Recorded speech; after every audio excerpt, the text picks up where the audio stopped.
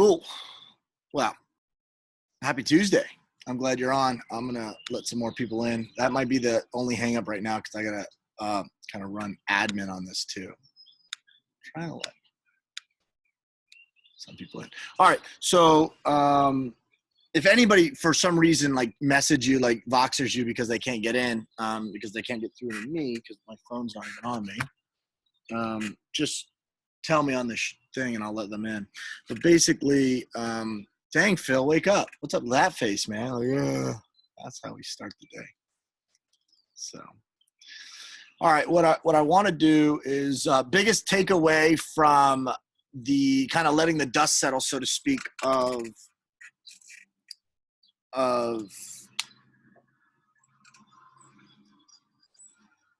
our call on Saturday. Was there like a big takeaway for you guys? Somebody want to share what they got? Yeah, I'll go. Go. The big takeaway is to definitely plan for the long term. And even though working on everything day to day, just consider that things are going to be very different, and we have to plan everything marketing and product wise exactly for that. Absolutely. And I think that's the goal for what we're going to go over today, is just to make sure that everybody knows that that there is going to be change, and that there is a plan to make you change. There's a plan for change, which is really good. So that's awesome. Anybody else? Yeah, I think the biggest takeaway was go even further for your athletes, do above and beyond what you thought was enough. I've kind of thought outside the box here, like a little even more creative, and just like talking to my athletes more and more, and kind of, coaching them on a different level has gone really far. And what I've noticed is that I've saw like even their high school coaches, like for me, like a lot of, lacrosse season got canceled. So even like their high school coaches haven't even talked to them. Like they've just been left. Like, so like just by Seriously. Yeah. Like they haven't been in contact with anyone really. So, well, does that now more than ever explain to you like a window that you have to work with people? Yeah, it looks like it's more of an opportunity. The way I look at it is like, all right, well, I'm going to really coach instead of like people that are just there to show up when they're supposed to be. Absolutely. And I think that tells a story, and it plays into what all of you guys are really good at, which is actual caring. That's a very good thing.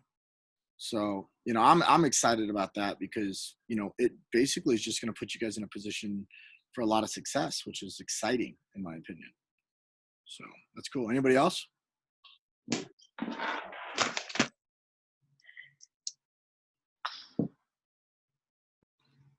Anybody else? Cool. Glad to know that Saturday was a waste of time. Just kidding. All right. Cool. Well, what I want to do, and again, this is going to be my first time with the breakout rooms. And I want to go ahead and spend some time right now and chip away at some stuff that I think would be important for everybody, right? Just to think about and to spend some time with, because we don't really get to do that. I mean, as leaders of businesses, we end up being in a situation where we can't really share so much of the stuff that we have with people. Hang on one second. It's my mom. Always pick up your mom's call. Hey, Mom. Hey, Mom. Can I call you back? Yeah, fine. She just wants to talk. Always pick up your mom's call. It should be like rule number 1. All right. So can you guys hear me still? Fantastic. Cool. All right. What I want to do is I'm going to go ahead and put you through in the breakout rooms. And the big question that I want you guys to ask yourself and share, because we're going to break it up into groups, is, and I still have people coming in. So what I want to do is I'm going to wait a little bit until I do the breakout rooms and position. There you go.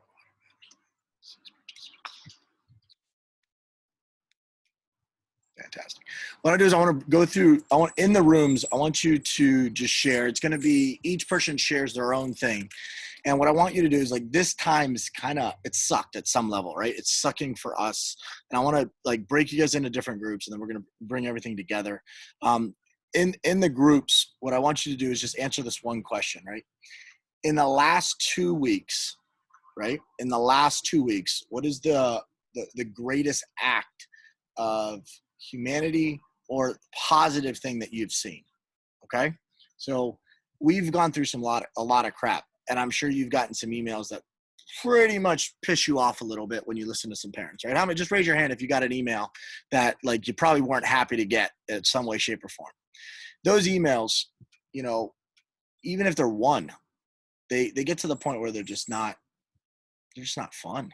You know, they're not fun to hear. They're not fun to see.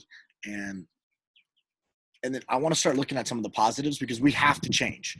You know, I wanted to give you guys a voice on Saturday to talk a little bit, but now more than ever, we have to change. If we change now, we'll be in a situation where, you know, we can evolve, we can survive this, and we can thrive at the end of this curve. But if we don't change right now, there's going to be some problems. So what I want to do is spend some time focusing on the positive.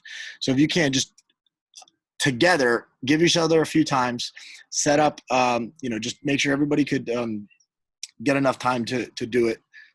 What I want to do is give you a chance to say, what's the one thing that you've seen has been the absolute best or like representation of humanity over the last 2 weeks? All right.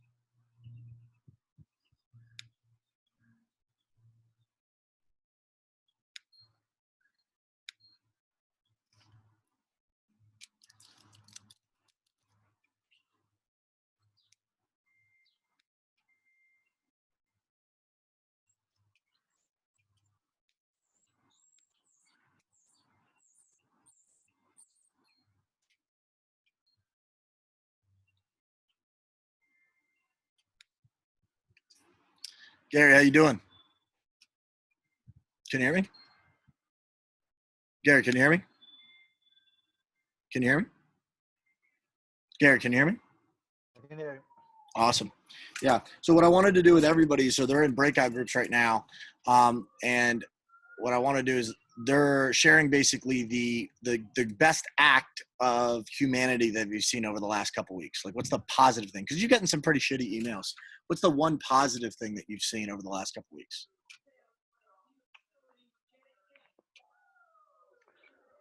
In regards to business, this is business Anything. stuff. Anything. Eh? Yeah. Anything. Well, I had a good friend of mine who offered me five grand. He said, That's no strings awesome. attached. He said, just put it in your bank, hang on to it. And I said to him, he'd come through for me when I had that situation Sure. before a year ago. And I said, no, I said, you know what? We're doing all right. I said, it's raining, but it's not a hurricane yet. So hang on to it. So he just offered that to me, which is really nice. That's amazing. It's really amazing. Yeah, that's great. So, That's awesome. so I've had some really good people that come through that have offered.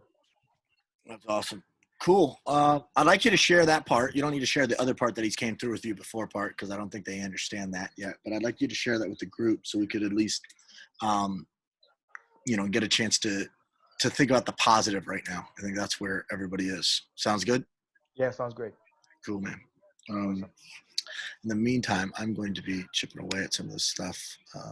How are you doing? I'm private with you, by the way. Everybody else is in groups, and I'm just giving them some Yeah, I'm chances. good. I'm good. How are you? I'm good. I actually am good. You know? I like Saturday. Saturday was good. Yeah, I appreciate that, man. That means a lot to me, because I'm gonna go through some stuff right now that is big. You know, that I think it's a big deal for everybody. So I'm excited. Where we at? The landlord thing. Just a quick note. Yeah. He texted me today. He's like, hey, the most I can come up is 40,000. I said, well, you know what? I said, you know what? It's gotta be something around 65 for me. 65,000 gives me my average monthly income for a year. That's Yeah. not. So I think that's more than a fair deal. So I think so. Yeah. so we'll see what he comes back with. You got it. Cool. Yeah, they're back in 60 seconds, which is good. And then I'm gonna share some stuff with you guys, which is exciting, in my opinion.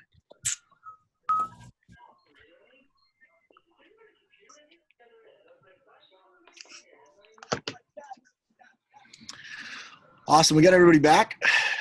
Boom. If they don't get back, I'm gonna have to kick them out. These are cool features that you get to utilize. I'm excited. I feel like that they're good. Welcome. Who's out of there? How do I close?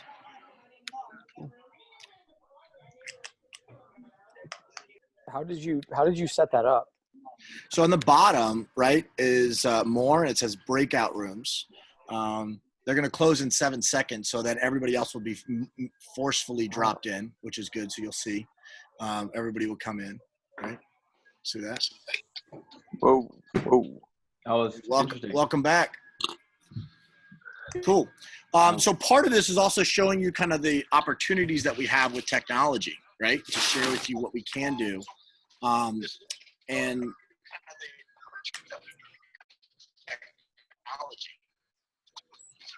somebody's on a background noise, so I'm going to mute some of you guys.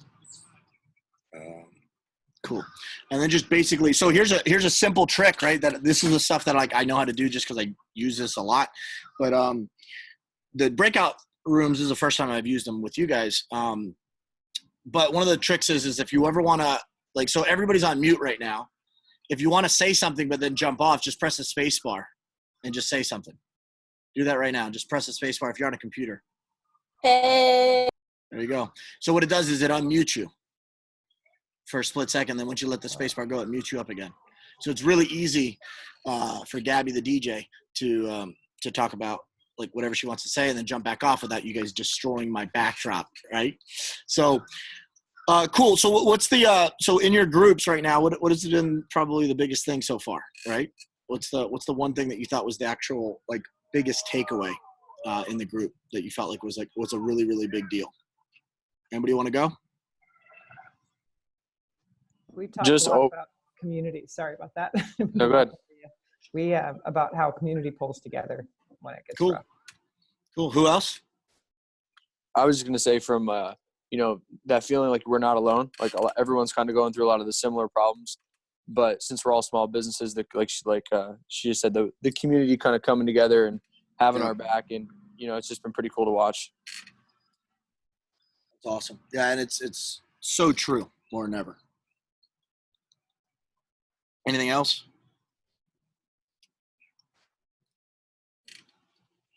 That's awesome. Cool. The reason why I think it's important was we have so much negative going on right now, and we have to, at some point, we have to kind of cut the crap and be like, well, what are we going to do about it, right? And that's the the biggest thing.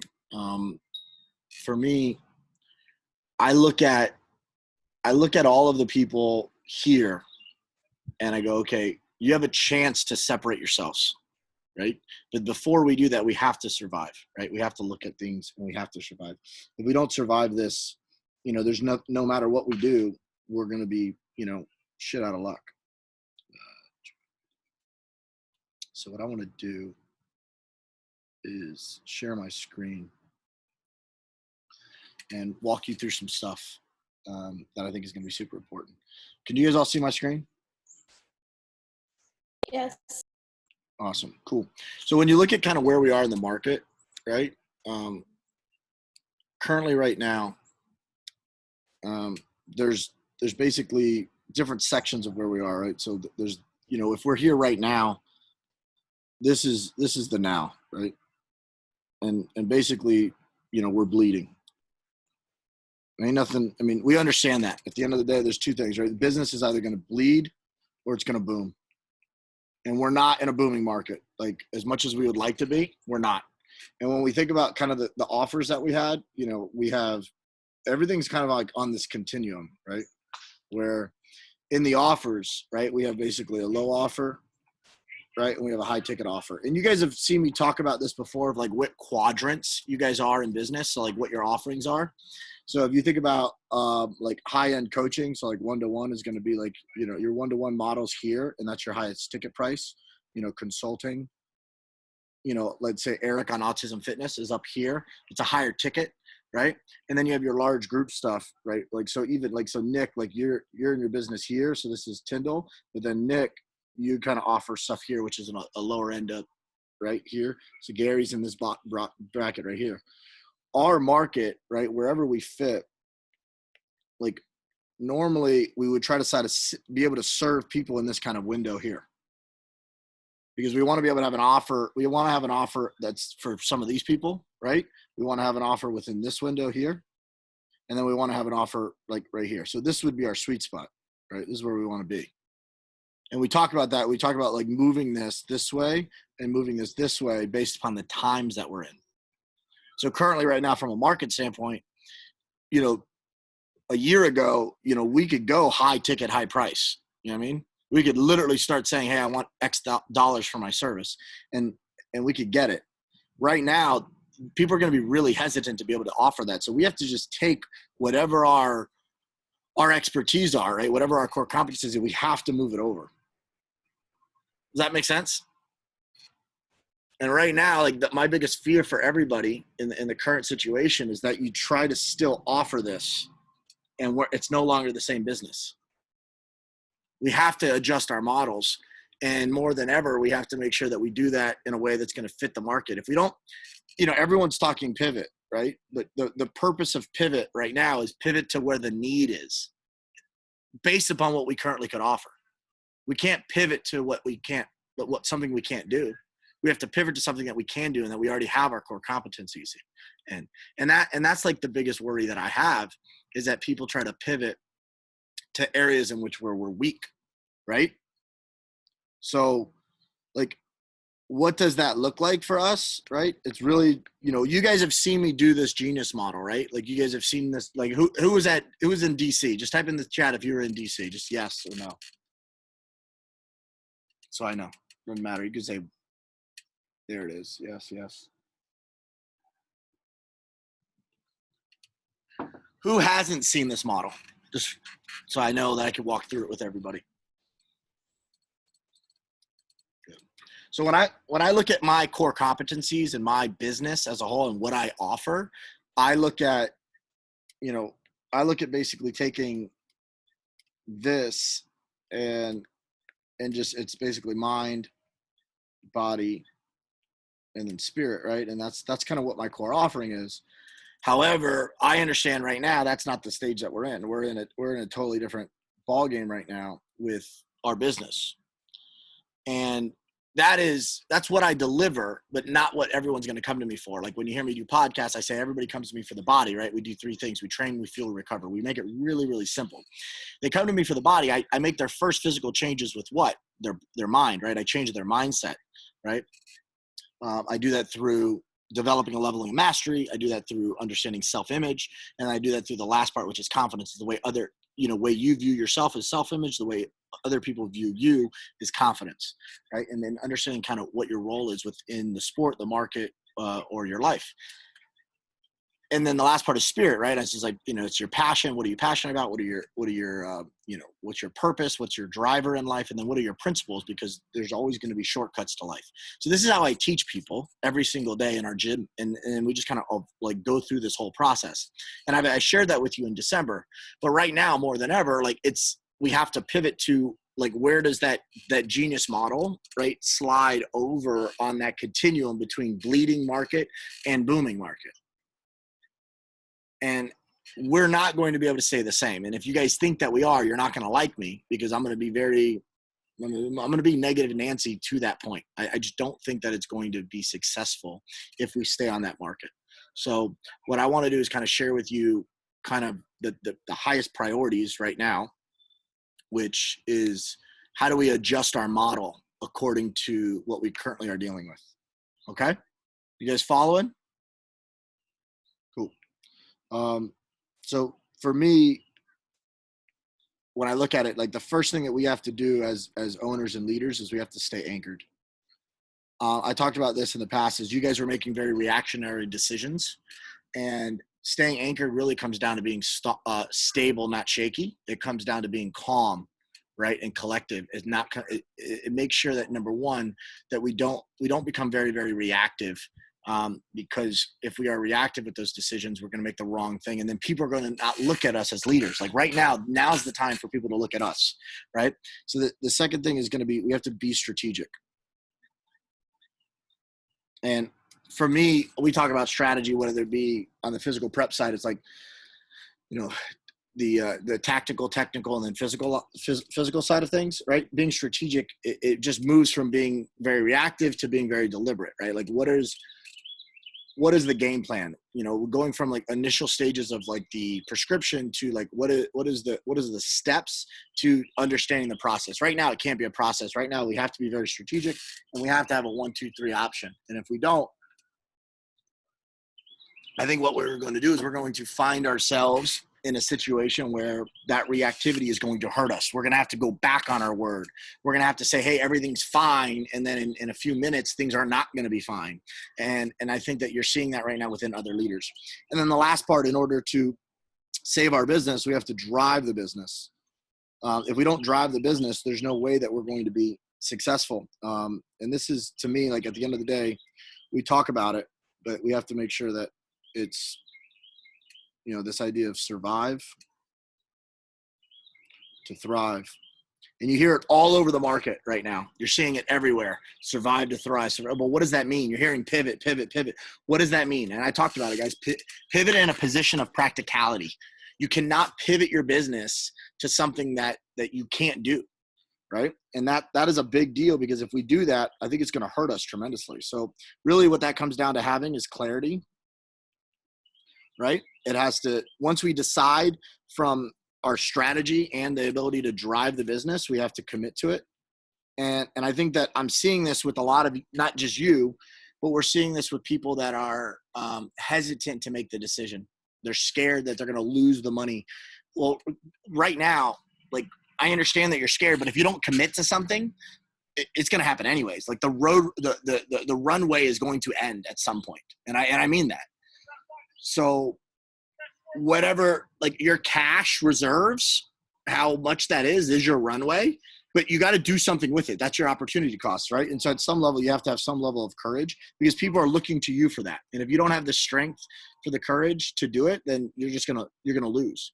On the clarity is just like the certainty to know what you're doing is right. And then the commitment side is just the action, right? You have to, at some level, you have to commit.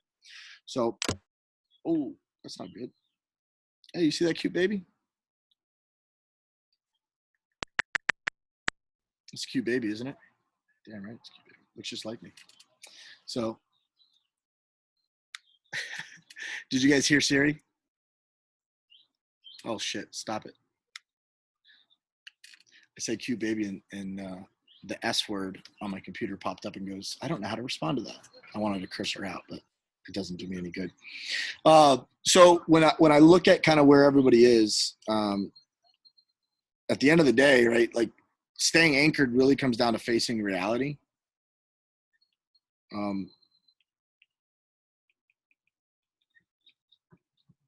We can't live in a world where this is fake, right? Like we have to be very realistic about what's happening, and we have to just say, okay, and accept it. Because if we don't accept it, we're screwed. We have to remain calm. And then the last part is we have to stay connected. And part of that is like stay connected to this group. And I mean that because like we've had more engagement in our mastermind in the last 2 weeks than we've had in the history of the business. And I mean, I don't know about you guys, but if you didn't, it's not so much like if you didn't stay connected to me, but if you didn't say something if you don't stay connected to something, you're going to lose your anchor, and then you're just going to float wherever the boat takes you. The tide's going to just drive you away, right? And then when you drift on those decisions, you're screwed. And I think that it's critical that you make good decisions, because that drift is going to be it's going to be ugly. Okay.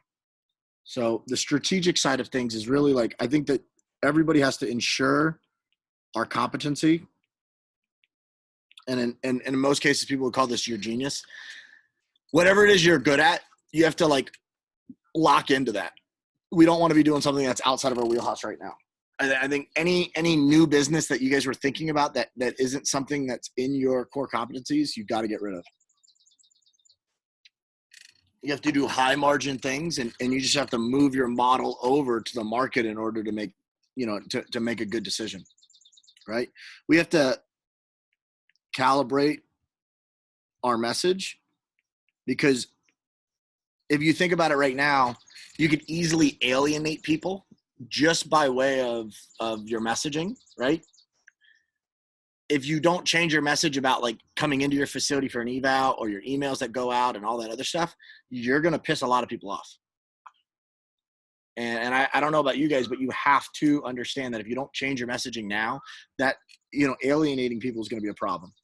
And then the last thing in regards to strategy is you have to understand time.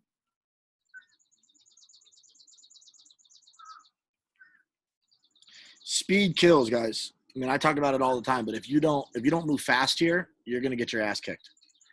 And that's why we don't have time to like screw around. That's why I don't want to prep for, CJ, you were one of the ones that are like being so proactive, which I love, but you were worried about like, what do we do in April, right? Well, we're finally in April, right? And now, we had to make those decisions, a week ago, but what do we do in May? Like right now is the time to plan that, because at this point, I've talked to this with our staff, anybody that is still with us right now, if we count every single member that is paying, put their names on a list and they get a Christmas card. Because at this point, we're beyond the loyalty component.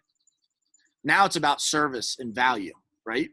At this stage in the game, it's all about service and value. And if we can't provide that service and value, then we don't deserve to keep those people anymore. But within those first couple of weeks, that is different. Those first couple of weeks was more a matter of us delivering a good product in the past, and that loyalty has kept us through kind of the reactionary times. But right now it's more about how do we deliver something of value that they want and keep them. So for us driving business, it's all about protecting our base. And I told you guys, to me, the base is your top 20%. That's my opinion. I just don't think that you're going to be able to build your business off of anything else. Whatever it is that your business is, you have to stake claim. I can't spell if you haven't noticed. And this, I think this is something that like Cressy and Pete Dupuis have done really well, is like, what's your niche, right? So, for CJ, it's going to be baseball, right? So for Hyperthrive, it's going to be baseball. For Eric, it's going to be, autism fitness. For Gary, it's going to be helping beginners.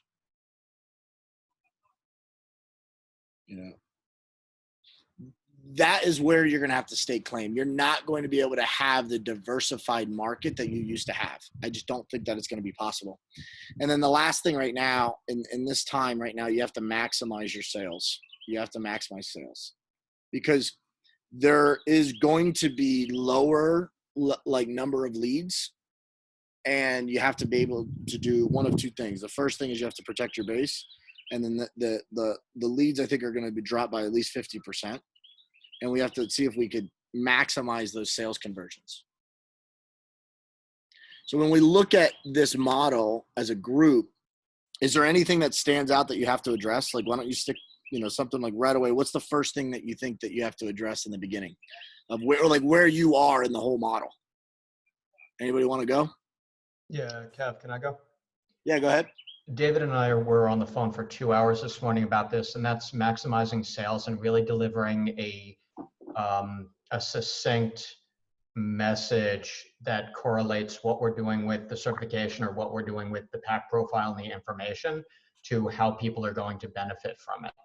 So in the sales copy, in what we're putting out in social media, leading it all back to this is something that you need. Yeah, so the first thing it has to do is, in my opinion, you have to ensure your competency, and then you have to calibrate your message to the market before you even do maximize sales, because I don't think you're going to be able to maximize sales until you you know that, okay, what you deliver is going to be an at-home solution, right? So instead of you teaching somebody personally and you spending all day, 2 days with somebody with this, you're going to say, how do I deliver a step-by-step process that they could take and actually run with?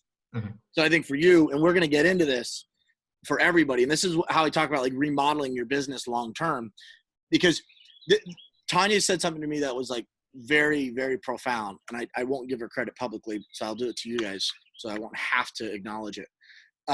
It's like, if you don't change your business now, right, what could happen? Like, okay, well, we'll completely fail and I won't have something else. I have to go get a different job. The other aspect is if you change now, what will happen if we go back to being normal? Like if we come back to where we were just a month ago, what would happen? We just go right back to our model that we know works, right? It's not that big of a deal. We know our current model works. We're running a new business from today moving forward. So if this becomes what everybody is used to, and this is something that we have to stay doing this for a while, well, we have to have a business model that's going to adapt to that. Okay? It's another cute kid that pops up. My goodness. All right? So that model has to adjust. If we don't adjust, right, we could fail in our current situation, but we also know that we know this model currently works, so we could always go back to it. What we don't know is what the future holds, and that's what we have to work on. So before we focus on anything else, speed is a big deal right here, but what's also a big deal is like if we're going to maximize sales, this has to change, and then we can maximize sales. So does that make sense, Eric? One of the things that we really looked at, though, was also how do we move forward past this, is what you were talking about, where we don't actually have to go back to our old model, where this will maximize us for growth in the future. And that was something that we really took into consideration when doing this. And we had to turn, and I know we're not in a facility, but my history. I've been in facilities. I understand what everybody's going through. I can totally relate. And we're doing an education program, but we literally said, how do we make this better? In every facet. We went into our curriculum, we went into our messaging, we went into our delivery system. We went step by step, and then today was actually more about, let's go back and see what is our messaging reflecting what we've changed. And the first thing we did was actually reach out to the people that have been with us, and the people that have already registered for our courses, and we invited them into the new model so that we could also get their feedback. And I think that overall we delivered something that is light years ahead of where we actually were. So this was actually a very good thing for us. Yeah, and this is coming down to like we have to adjust with speed, because if we don't change with speed, there's so much opportunity cost that's going to hurt us, right? I don't think, a good example is like, I don't think this is an area for you. Like stake and claim, you guys already own that, right? Whereas like Nick Tyndall, I think he has to address this in the lacrosse world. He has to say, I own the lacrosse world for performance, because right now he never has. So it's different for everybody on like where you start, but you have to understand that you have to check all of the boxes. If you don't, that's where you're going to leak in regards to the business.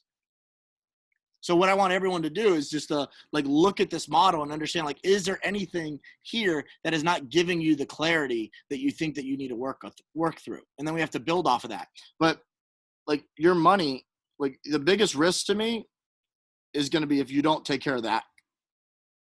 If you don't do this, you got no income coming in. We could barely control what's coming in right now. So what is coming in, we have to protect it at all costs.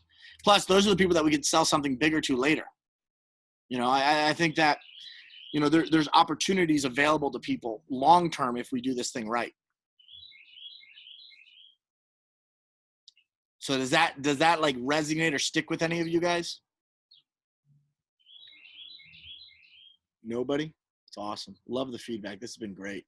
I want to know what you mean, like stake claim for performance. You mean like in my area or like nationwide?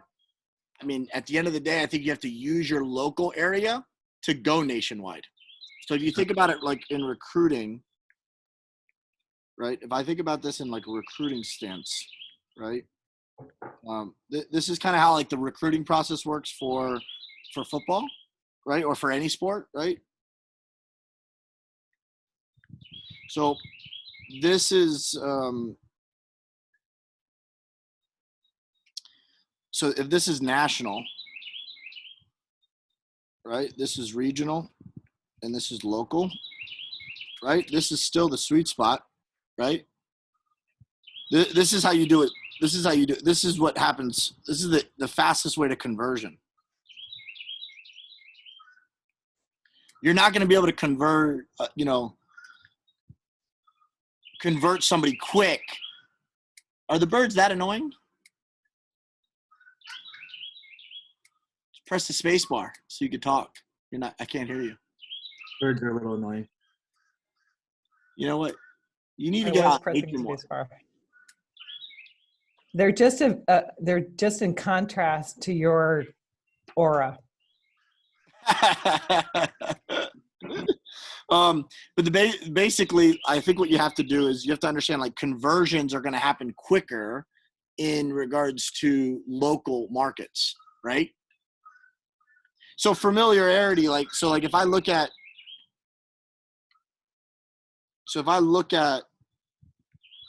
Nick, if I look at this, right? If this is time, from a conversion standpoint, they happen at basically like at the crossing points, right? So this is where like I deliver like a ton of value over time. And this is the conversion point of where like I make a sale. So this is where I make a sale. And basically what happens over time, how do I accelerate this curve to be shorter, right? It comes down to being like either the content that we deliver them. So you could do like video content, you could do social media, you could do podcast. You're building your credibility goes up after you do that. Does that make sense? So like for you have a pro background, right? You have a facility, so that helps. Like you don't have to go, like you go Field of Dreams model. If you build it, they will come, but they need to hear about you, right? And the way that you could move this closer to converting by just getting in person with them. If you're in person with somebody, you could convert them so much quicker. So like, if you think about this as like in person, right? If you think about this as video, phone, right? Email on your conversions. Does that make sense? So like, obviously if I'm looking at this market, right? This is my local market right here. Then this becomes my regional market. Then this becomes my national market. It's a lot harder to move somebody, that's further away. Because how quickly is word of mouth going to spread within that proximity? But since you don't have this ability anymore, you have to go to here. So you still have to own your local market. And that's the reason why I think that like first and foremost, you got to protect your base. You have to. Because how many lacrosse players do you train right now?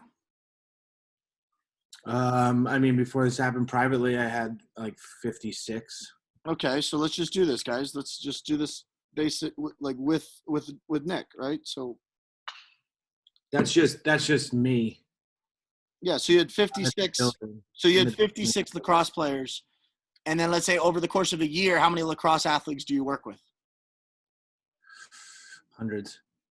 So let's just say it's 300.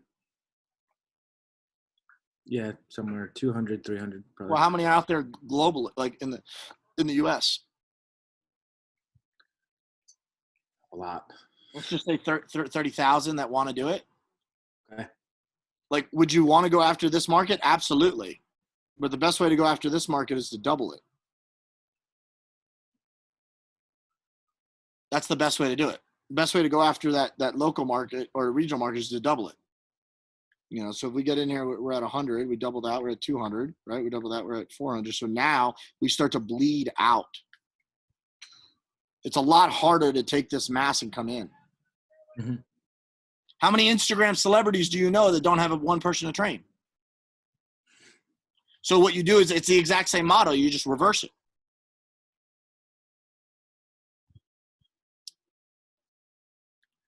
So does that make sense to you guys? So like the biggest thing, the reason why I wanted to jump on a call with you guys here is like we have to adjust our model, right? We got to decide, do we want to go low ticket, right? Or do we want to go high ticket? Right? This is going to be volume, right? And this isn't. So you have to make that decision. I don't think that you're going to be able to scale a large volume product without having local markets. I just don't think you'll be able to do it. It takes too much time. Because how much time does it take to go from like, you know, social media, podcast, PR, right, to somebody actually paying you? It takes a while. So why don't you just take the people that are currently paying you, move them over here, and then get something from them right now, and then get paid along the way as you do social media, as you do podcasts, as you do PR. But don't wait, don't delay on the money coming in. Because I don't think that you're going to, I think it's too much of a long game.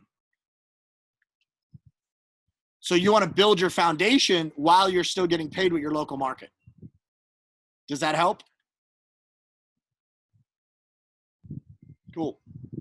And I'm willing to like keep going through this with some of you guys. But again, this is just taking this right? And then moving it to where the market is. That's all you're doing. You'll still have a high ticket, right? You'll still have a high ticket. You just have to offer the low ticket, which is going to be, in my opinion, like your 30 for 30, right? Everybody could do it. You don't have any connection. And then the difference is going to be access points, right? So here is like minimal access, maximum access.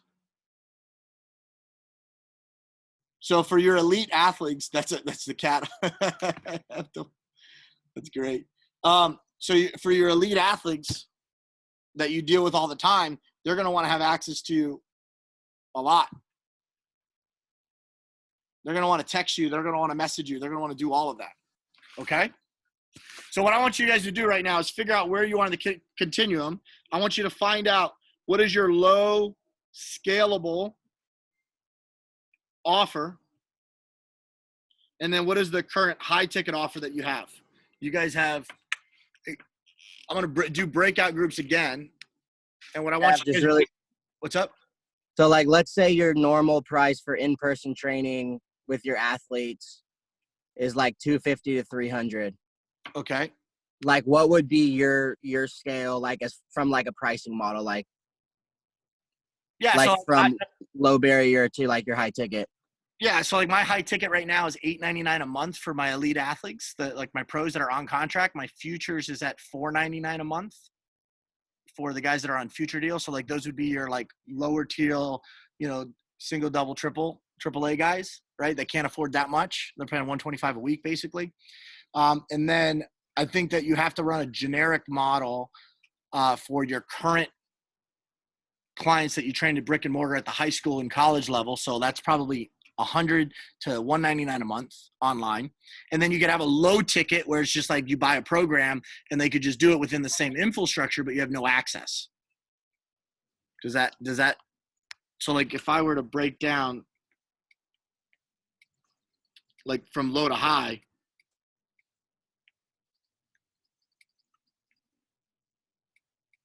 so right here, this is going to be, let's say it's 49 to 99.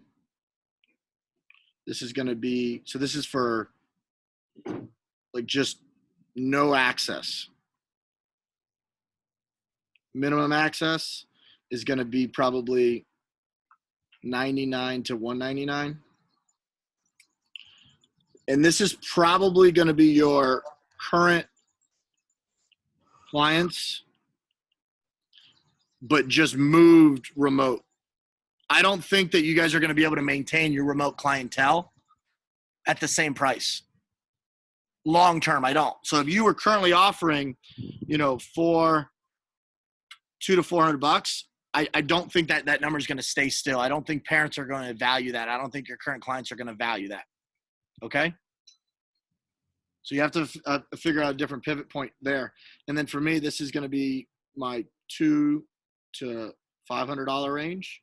And then this is my $899 to $2,500. So that's going to be pro.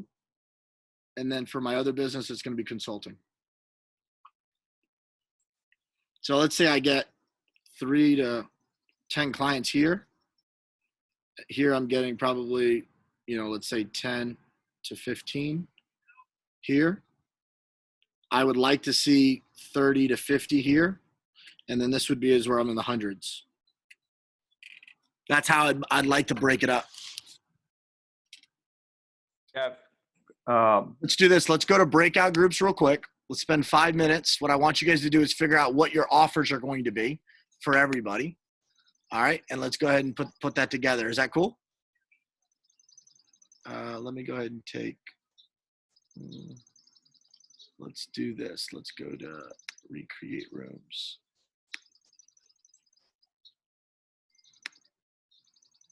We're going to go to smaller groups. So this way you have some time to go ahead and do it. Okay.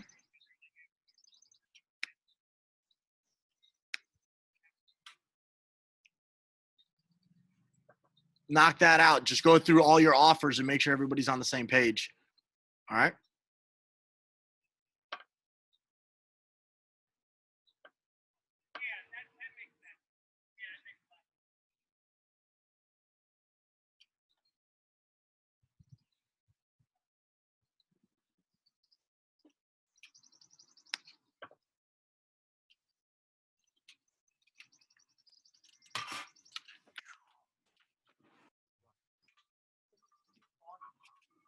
What? I have to. That's why I asked him. You need to go lower?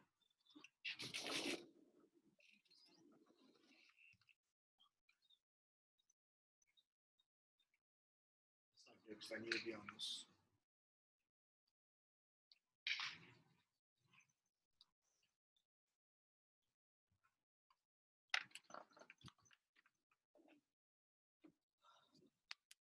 Got one out.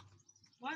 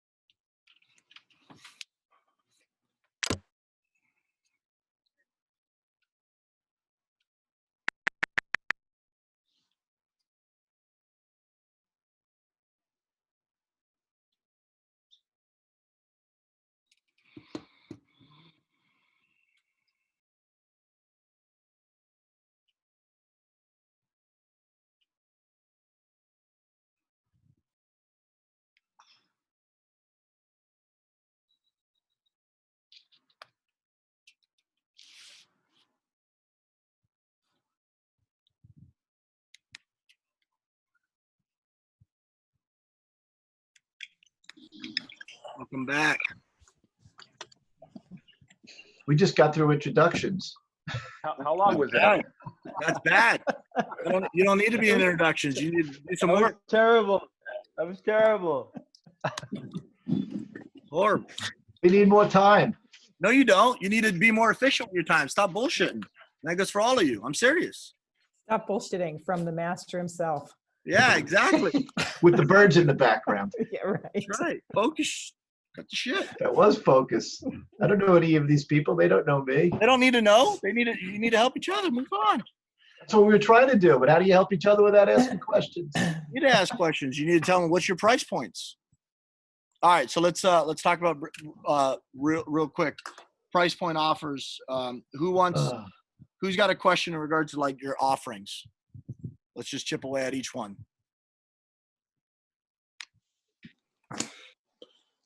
I'll go first. Where are you? Who's that? Rob. Gotcha. Fire away. So what are you offering? So we lowered our ticket to $149. We had like a 2-time a week at $249 and then an unlimited package at $349 if they were on a 6-month commitment. So we dropped everybody down to $149 for our online programming. So now, thinking about the different ticket items. So right now our kids, we do a 1 time a week with a team check-in. So if you're a football player, baseball player, you're on a different team, we do a team check-in, and then we've been giving them a link for some one-on-one Zoom calls, if it's nutrition, if it's goal setting, planning their schedule, just checking in. So I'm just trying to think of, we've given them almost full access now to have a higher ticket item and maybe a lower ticket item, how to differentiate when we, pivot in the beginning, we kind of gave them full access to us.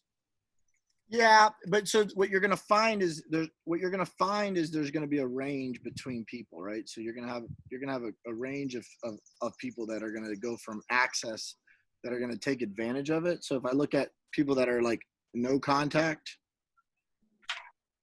so let's just say on this continuum right here, everybody pays $149, right? On this continuum, everyone pays $149. But in the beginning, you're going to get some people that don't do any contact at all. They're not going to respond. They're not going to pull the work in. You see what I mean? How many people do you have in this program? I can't see what you're writing on your screen, but right now, after we've lost a couple people, I think we're right around 75. Okay, so you have 75? 78. Mm-hmm. All right, so you have 75 people. Out of these 75 people, there's a group of them that haven't contacted you pretty much at all. Like they might have 1 or 2 check-ins. I guarantee you that's a certain percentage. How many people would you say that is? What percentage? I would guess maybe like 20%. All right, so you have 20% of people that have barely done anything, okay? Mm-hmm. And then you probably have 20% of people that are like abusing it. Right? How many clients do you think you have? Probably 20% that are abusing the privilege? Yes. And then, so that leaves us with 60% in the middle. How is that broken up? How's this 60% in the middle broken up?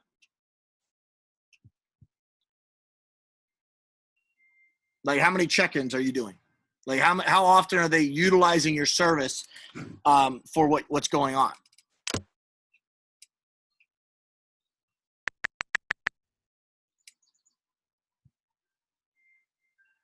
Some people check in weekly. Some it's every other week on a new phase. So this is like 2 times a month. Okay. This is once a week. This is 2 to 3 times a week, right? And then I would say this is daily, right? Mm-hmm. So when you break up your percentages, you're seeing a group of people already are going to fall into, like if you go into your tickets, like this is your clientele. That's the only, this is your clientele. Those are the people that are going to stick with you. So if you try to cater to this group over here, you're going to lose. This group is dangerous. That group's dangerous. Don't try to save them. Like you can't save these people. You cannot save them. I'm telling you, not in the current market, because they originally came to you for something totally different than what you're offering. The psychology of that sale is so different today than it was, 3 months ago, 6 months ago, than when you originally started with them. So if you spend time trying to save them, you're going to lose. You're going to lose some people here. What you really want to do is take this number, right, and you want to blend it backwards. Serve these 20% as best you can, and then try to get this 3 times a week up to daily. Try to get this 1 time a week to 2 times a week. And then you gotta have to they gotta kind of cross the Rubicon right here. And you gotta offer something to everybody at a super low price point later on. Like $49 a month. And that would be just basically access to workouts, right? That's it. There's no communication. Again, going back to the models, right? This is where they'll be.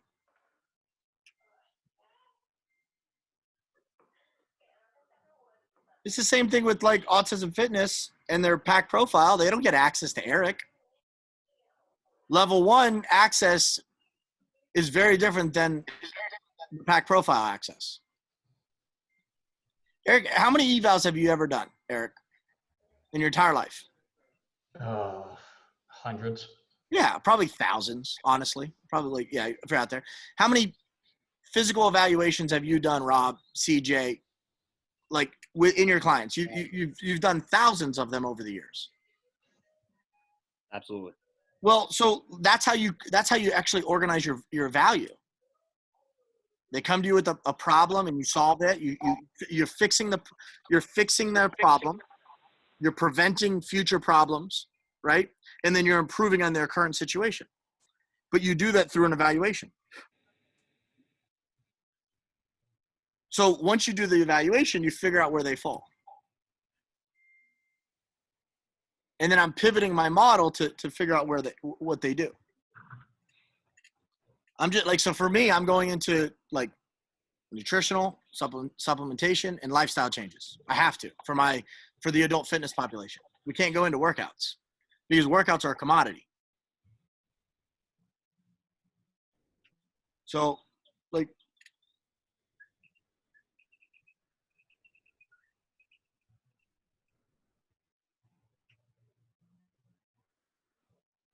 so if I just break down for you real quick, let's just go over what you're solving for them and then figure out what people come to you. So for instance, you fix things, right?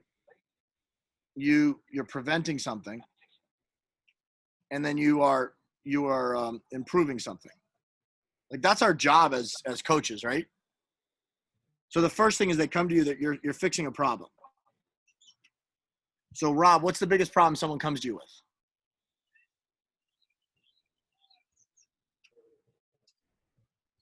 I can't hear you, man. Yeah, that damn mute button. It could be from they're not big enough to start to they need to gain the weight, or they're coming off an injury from last year that cut their season short. Yeah, and I understand that, but you have to. So here's the thing: if we go back to this, and this is what I talk to you guys, you have to niche down. Mm-hmm. You guys, in online coaching, you can't have just general training. Do you understand that? The people that are going to crush right now on online platforms are going to be CJ, Nick, and Eric.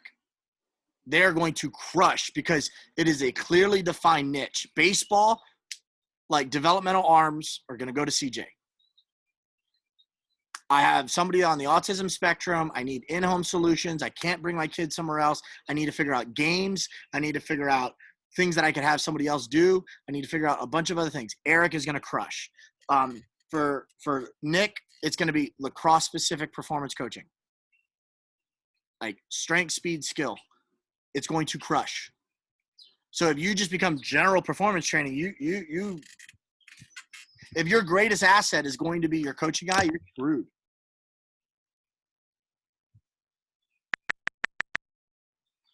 So you have to figure out really quickly, like, what do your programs offer?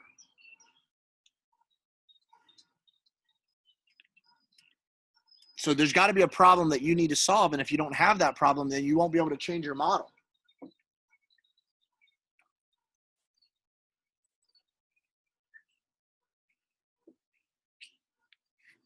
Are you just mute, Rob? Or you stuck? No, I was letting you speak. So when you went over your genius model, I highlighted, stake your claim, calibrate our message from what we're doing online, Sure. and then obviously protecting our base. So, So let's I already talk about that. But let's talk about that by figuring out what, like, before we calibrate their message, what area do we want to stake our claim to?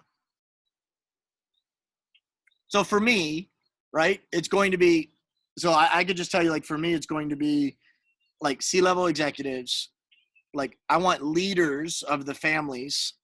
That's it. I only want the leader of the family because I work with leaders. I want to be like, are you going to be the health leader in your family? Is going to be my messaging to our adult fitness population, right? And then the athletes I work with I'm just going to go high level. That's it. Because I'm already used to working with pros and Olympians that are in my backyard. So you're going to have to niche down, like, between you three, like, Preston needs to create an internally, like, DB academy. Like, Preston, your job is to get, like, 10 to 20 DBs, and that's all you do. Rob, your job is to figure out, what that market is. And then with Javi, it's the same thing. Go back to volleyball girls, whatever it is. Like, you have to have a program for those people. You can't get away with generic programming online. It's going to be bad. The reason why John Russin crushes online is because generic programming for him is to low-end personal trainers. That's the reason why. His market is lower-end personal trainers. Yeah. What if we, we're focusing more on like the one-on-one individual side where it's, for the athlete that maybe has some injury history, something like that. Because I've had a couple of people reach out to me that are back home from college that, their college sends them generic workouts and they don't know what to do. Or yeah, sure. So let's just look at it. Like, what's the problem that you solve? Let's just go through it. So problem is not knowing how to work out effectively without someone watching you, or with the previous injury. Okay. Does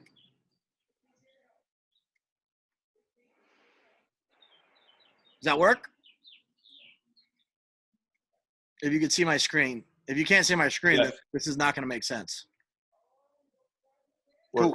So it's lack of knowledge and accountability, right? What are you preventing? So, like, there's got to be a risk here. Further injury. Yeah, exactly. Right. So, future pain or injury. And then when you think about it, what's the dream of the athlete? Get back to playing.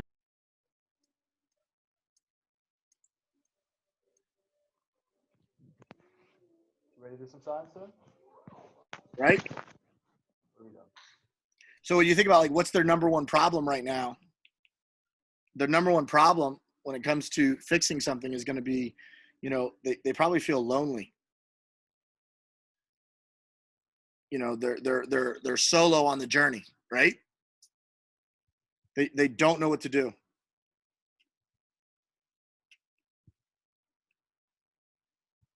Right? This is like they're just confused. So much information. Where do I go? They're looking for someone to, like, guide them, right? So that's how you're, like, walking through. This is how you build your messaging. So you got to figure out, like, what's the problem, right? This is where it is. All right, what's their risk? Okay. And then you have to write it. Like, so the number one risk is basically you got to prevent future injuries, right? And then the goal, when you get back to it, is basically I want to basically give you the hope to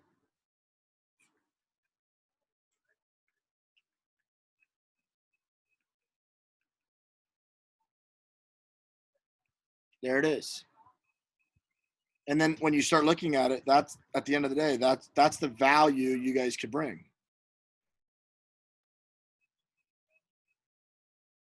Hey, Justin. Yep. It's Eric. I have a question. All right. So when you have these three specific offerings, you have your high end, medium, and your low. When we're putting this out there, for example, and by putting it out there, we have our email list and we have our social media. How are we differentiating in the message the three different offerings? So for example, we're promoting the certification. We'll go back to that. Don't let me forget. I'll go back to that, but let's stay on this because we want to work through it with somebody. You know what I mean? Like that doesn't matter if we don't have this correct. All right. I mean, none of that, like, it doesn't matter if you don't, like, and in their situation, you guys have already stake claim to what you do. You already know the problem you solve. But right now with Ignite, you guys are in this clouded space because you guys are just doing general physical preparation. You have to, like, dial into your messaging of who your audience is. It's really easy for CJ right now because where he's going to fall off with his adults a little bit, probably more than with his athletes, because he's got a niche with his athletes. The athletes are going to fall off more because the parents' commitment, they're not going to see the value. But the minute you could show them the value again, they'll jump back on and he'll be able to grow that program more than he'll be able to grow the adult program. So it's gonna dip and then it'll bump back up. Whereas his adult program is going to dip and he'll have to, like, reinvent it a little bit before it bumps back up. It'll just dip slower. So with Ignite, you guys, I think the biggest thing is, like, we already got over that, like, loyalty hump. Now it's a matter of getting over, like, the value exchange. We have to clearly deliver the value exchange. And then the cool part is you could identify. So, like, I would identify, like, the sports. So for instance, you have ACLs. Like, I would categorize your problems with the injuries of ACL issues. You got football guys, right? What else do you guys deal with a lot of? Football, volleyball, and baseball are big three. There you go. So, like, as much as you guys wanted to get into, like, Nick's territory with lacrosse, how many lacrosse players do you have? I think 5. So do you think that's the market that you're going to be able to explode and grow if there's an untapped solution, or are you going to always remember, you got to take your core competencies, right? And you have to, like, just move the model left to right. That's all you're trying to do. So you're already working with this group of ACL injuries, football, volleyball, and baseball. Now you're just moving it in regards to the continuum of value of programs. But to create something new right now, it's going to take too long. Right now, you got to save the business. Okay? So I think what we do is you just basically build messaging for this program, this program, this program, this program. So you have 4 programs that you are doing. You still, like, out of those 4 programs, what's your percentages? What's the percentage of your clientele are ACL or injured? Maybe 15, 10, 15. So you have 15%. What's your percentage of football athletes? Uh, 30%. Volleyball? Probably 20. Okay. And baseball? Same thing. 25. Okay. So within the window of opportunity right now, where would you want to spend the majority of your time in regards to your messaging? If you could only pick one, where would you start? Football or volleyball. right? There's not an administrator in the country that's going to let their kids train in a group right now if they're smart. So if you could solve a problem right now, which is get these football guys in a community on Train Heroic, because you're already using that platform, that's your best communication. And then getting football athletes right now in the offseason to jump on Zoom calls is cake. Right? That's why the Spark rating did so well, is because there was this sense of competition globally. So your primary focus is going to be football and volleyball between the two markets. All of your messaging needs to go down to there, and then it needs to bleed into baseball and then bleed into situational injuries. And that's it.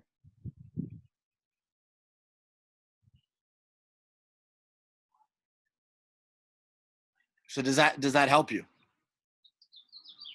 I mean, I think right now, you as a whole, like, and this is tough, but like where I see a lot of you guys right now, like the concern I have is regarding your decisions. And that to me it really just comes down to, like, guys, we know where we are. Like this is the now. Like we know where we are. Let's just say this is the other side, because I don't know if this is going to be 2021 or 2022. I have no idea. But at the end of the day, like, I think the reason why some of you guys are like slower or stuck is because of like just the fear of everything going on. Like, let's just pretend for a second. We talked about this before. There's a survival line, right? That survival line, we don't know what that looks like. It could be, 6 months. It could be 12 months, right? And then this is like all the way at the end. This could be even 2023. Would you guys understand? Like this is like at the end of the day, this is what we're looking at. So there's basically 3 decisions that you have to make. The first one is that you get stuck and you just drift off. And this is because primarily most owners or business people, they freeze. And freeze basically creates drift. And I'm telling you right now, most gyms, this is where they'll be. They'll never even get to this line. They're going to die. That's what's going to happen. They're going to die. And the issue that you have right now is if you drift or if you freeze, right? Like there's flight or flight response. The first thing people do is they freeze. If you do not make sound decisions constantly, you guys are going to drift off and you guys are going to like be distracted. The second line is going to be the flight line. They're going to be going through those decisions right here. This is the flight line. And basically what that is like they're reactionary. There's problems. They're going back and forth, up and down. But the biggest thing that it does is that basically creates hesitation. And that's just because you're hibernating. And all this is, the way I look at it, this is the excuse line. You're going to constantly just make excuses over and over and over again of why things didn't happen or why things happened. And then the last line in regards to like the leader line that I'm talking about is like that line right there. That's the fight line. That's where you guys have to be. You have to like fight for your decisions every day. So like I could just see it in some of your faces right now is like uncertainty versus, in Eric and David's situation, just being very blunt with everybody. Like I don't see uncertainty. I see like, I know what to do, but they're like 3 steps ahead. Right now, I'll deal with that. But right now, you guys have to make every single day like green line decisions, because the decision here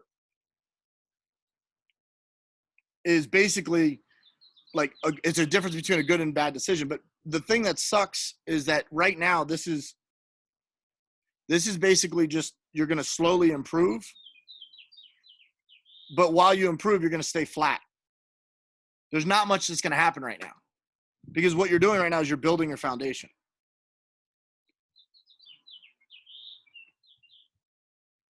That's all that's happening. And the biggest thing that worries me is that like there's not that big of a difference between the drift, the flight, or the decision line constantly. Like right now, this shirt, like the first like 3 months, there's not that big of a difference. Like you're not going to notice the difference between my gym, your gyms, and everybody else's gyms. There really isn't going to be that big of a difference because everyone's going through the crisis. But that survival line, like they might not even get here. The decision isn't even that much. The drastic change isn't even that much during the survival period. So you have to kind of survive this period right now. And then there's going to be this level of growth. So like right now, what are you doing? This is why I told you, like, you got to build your online base, right? You got to focus on your top 20%, and you have to know your market. This all comes down to the things that we just addressed, because there's going to be huge opportunity. The opportunity right now, in my opinion, while you're doing this, like once we get through here, once we get to this point right here, if we get there, the opportunities, I think number one is going to be market share. You're going to own the market. Number two, I think that there's going to be a huge like rush for sales. People are going to want to work with you. And then because there ain't going to be nobody else. Think about it. Like if you survive this period and you set yourself up, everybody's going to want to work with you. Nate, like type in the chat if you know a gym right now that is already closed for good. Just right now, like take 10 seconds, just take the chat, like, and put the name in there. Do you already know?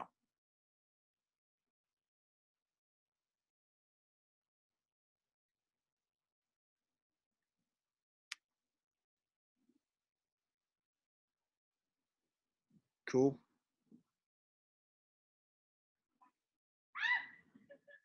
So the concerns that I have right now is like, if you don't survive this period, you're not going to get this opportunity. The other part is like, you guys constantly tell me like you can't find good people. There's going to be a rush for talent.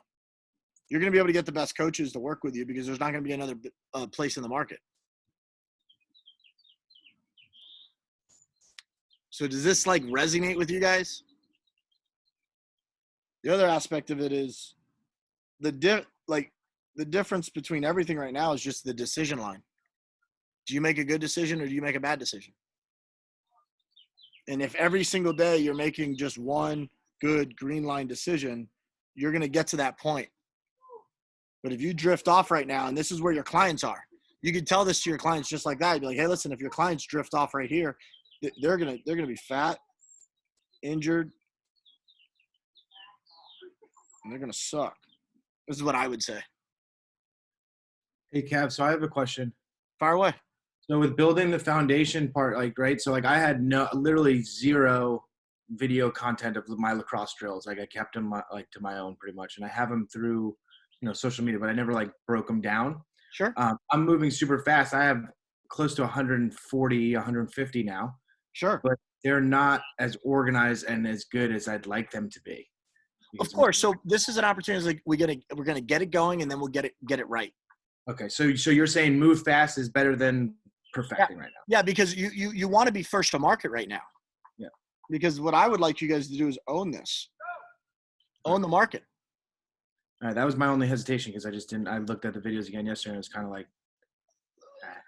I mean, there's going to be some value in the imperfection, but I think that you guys have to understand, like, this is going to last longer than you think. So now more than ever is the best time to build your base, set your foundation, and set yourself up for success. In the meanwhile, you have to still address your top 20%. You have to know the market, and then you have to basically start to build your other stuff. Eric vowed to never let his certification be online because he always wanted that personal connection and wanted to make sure that they understood who they're working with, the importance of what they're getting. Well, you got no choice now. So if you don't evolve, you're going to die. So now you're pivoting, but now because of that, you might even have a better offer. So like how much better, if you guys set your business up now with this online structure and you pivot the market a little bit, when you go back to the brick and mortar, how much better is the brick and mortar going to be and the coaching going to be because you have those foundational videos set up? How much better is your brick and mortar going to be because you have your pricing models better organized? And then let's say somebody comes to me, right? So let's say,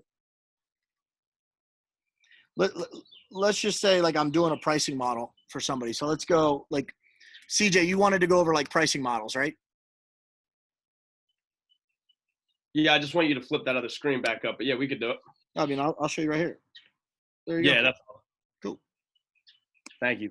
But let's just go over pricing models for a second, because I'll chip away at one of your pricing models. Who has a brick and mortar that wants to talk pricing models?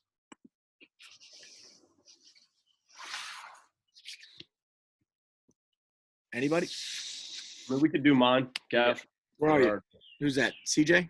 Yeah, it's me. All right, cool. So just real quick, I'm gonna go through it and then just play the game with me a little bit. Okay. All right. So, we have basically 3 different options, right?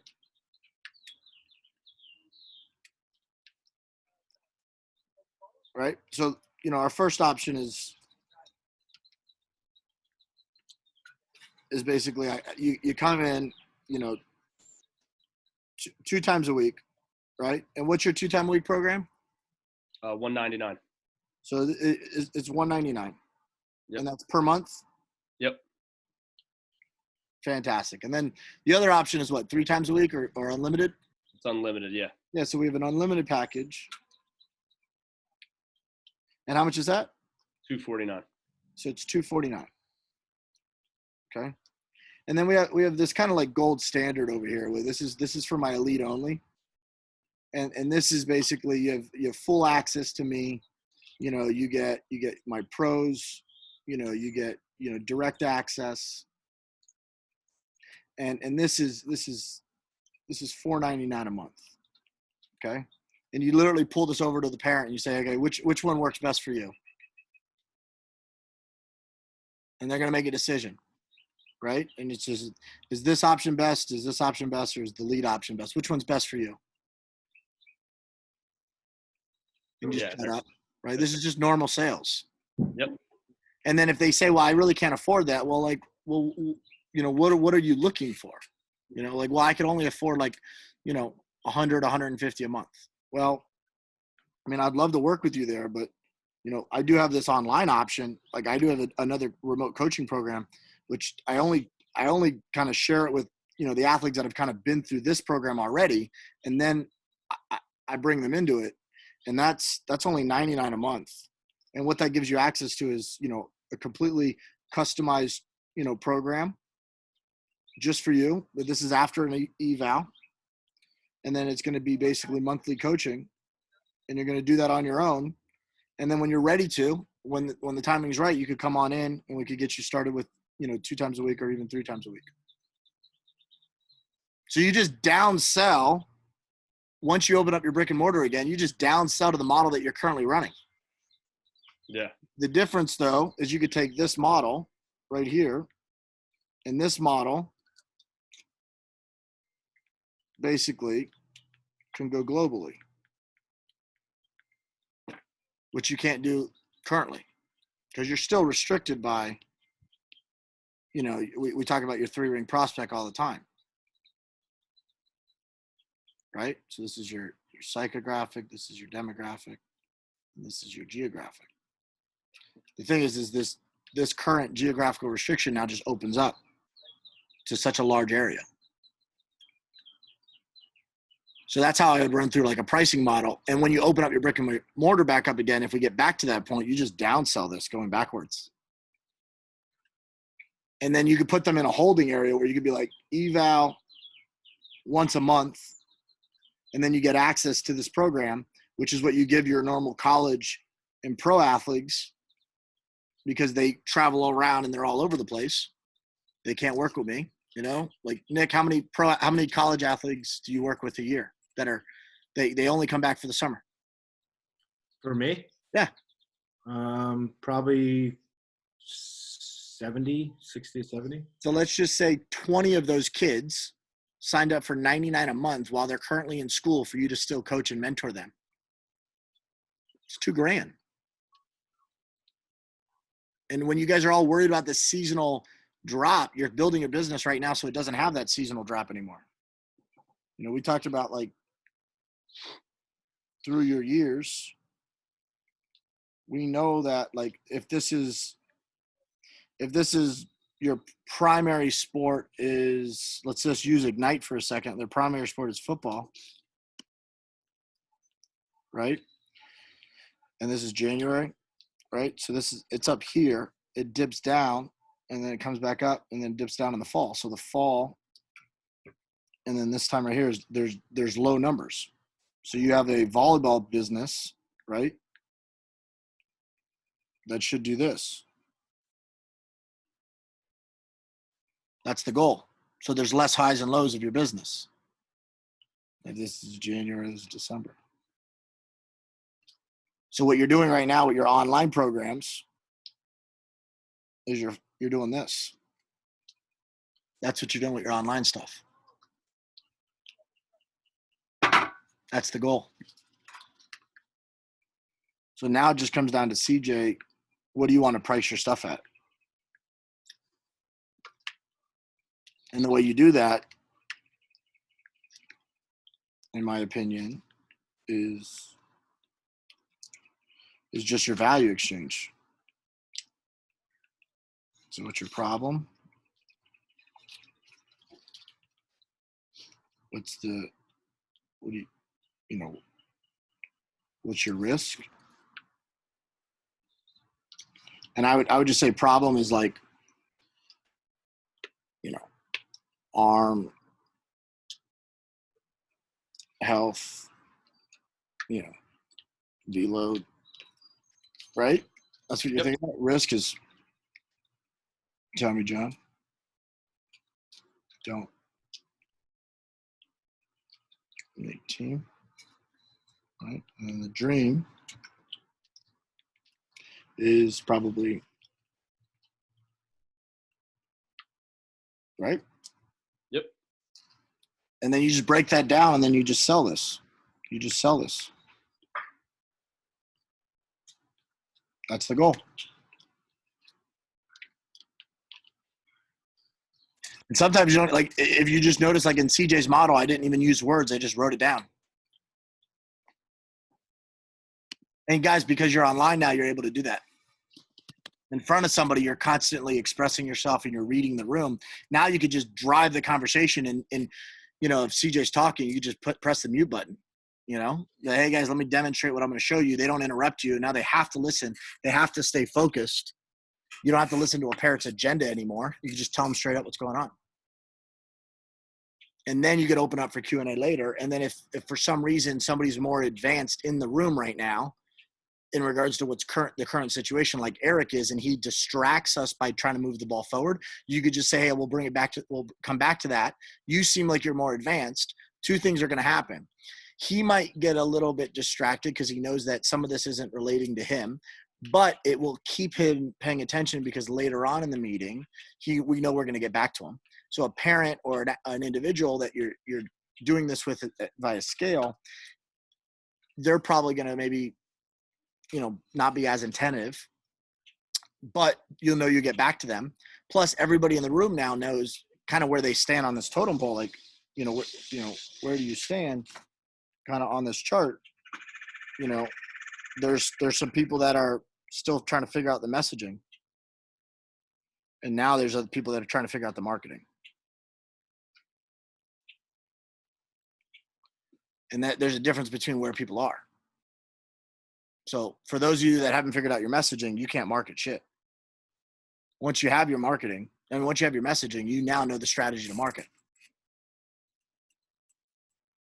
But we have to kind of go back. So now you guys know, while you're in the room, if you're working with a client, you guys know that there's people that are here and you know where you are.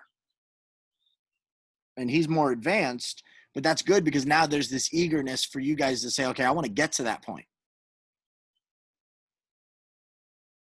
Does that help?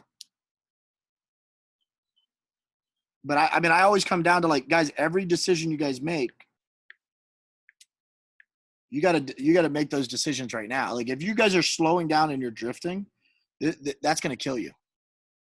That will kill you. Like, Nick, move fast.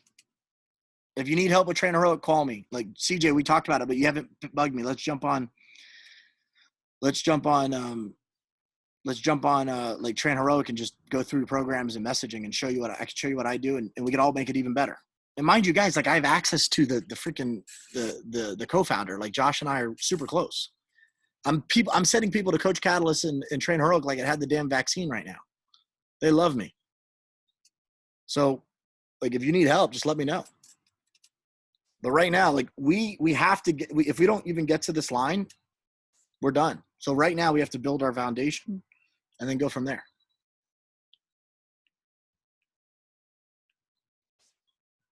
Any other questions? Somebody want me to go through something?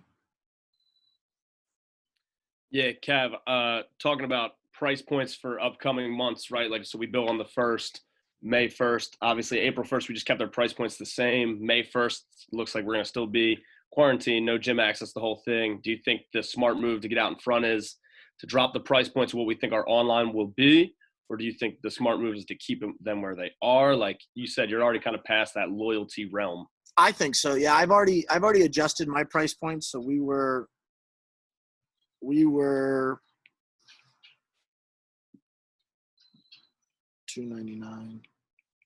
to $399. And I've already adjusted everybody to $199. And that's where you're going to keep them, right? Yeah, I'll keep them right here. And then adults, the adult program, we moved to $99 because that's where everybody was.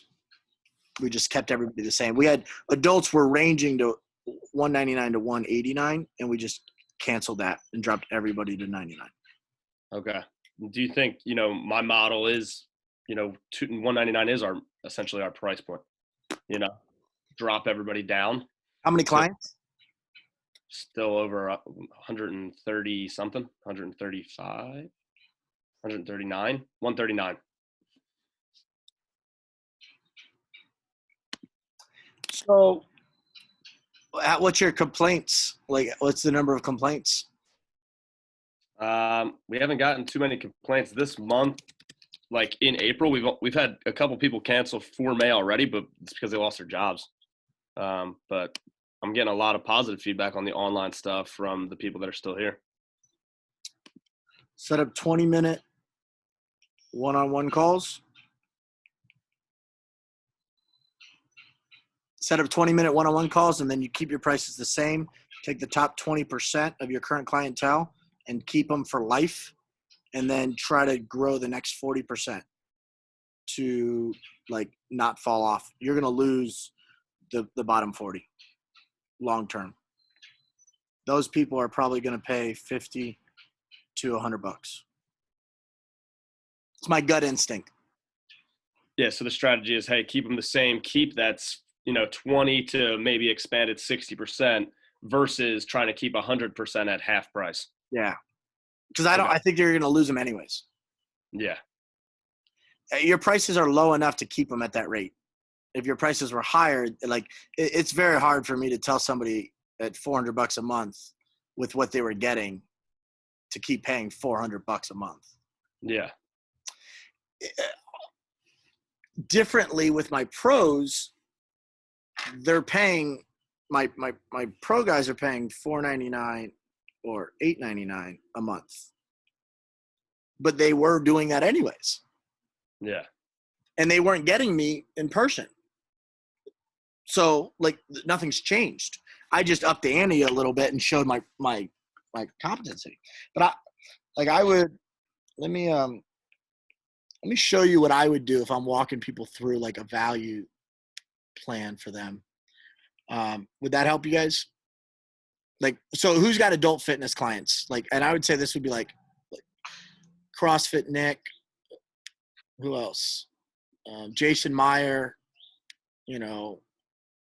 Gary, Brian, even Phil at Recast. This is what I would do if I were doing like adult fitness stuff. So you guys still see my screen? Yeah.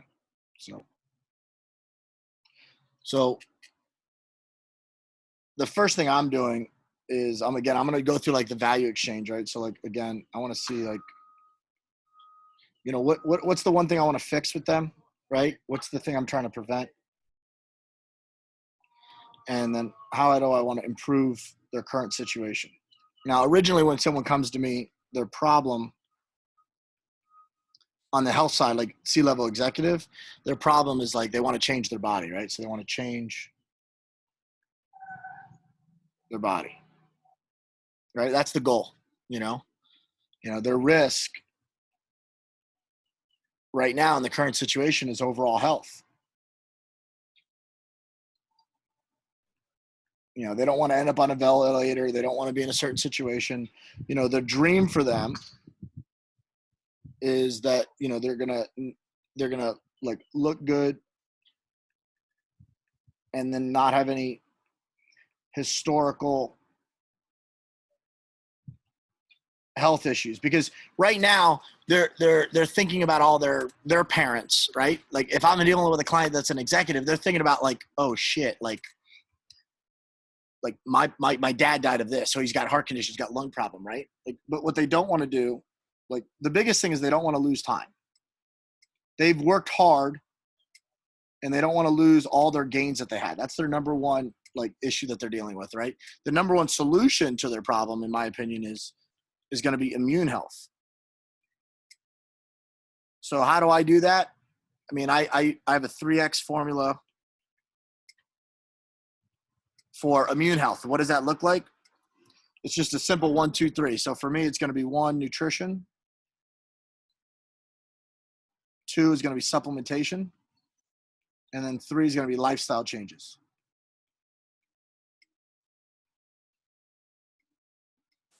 Right? And this is going to be basically what I consider my high performance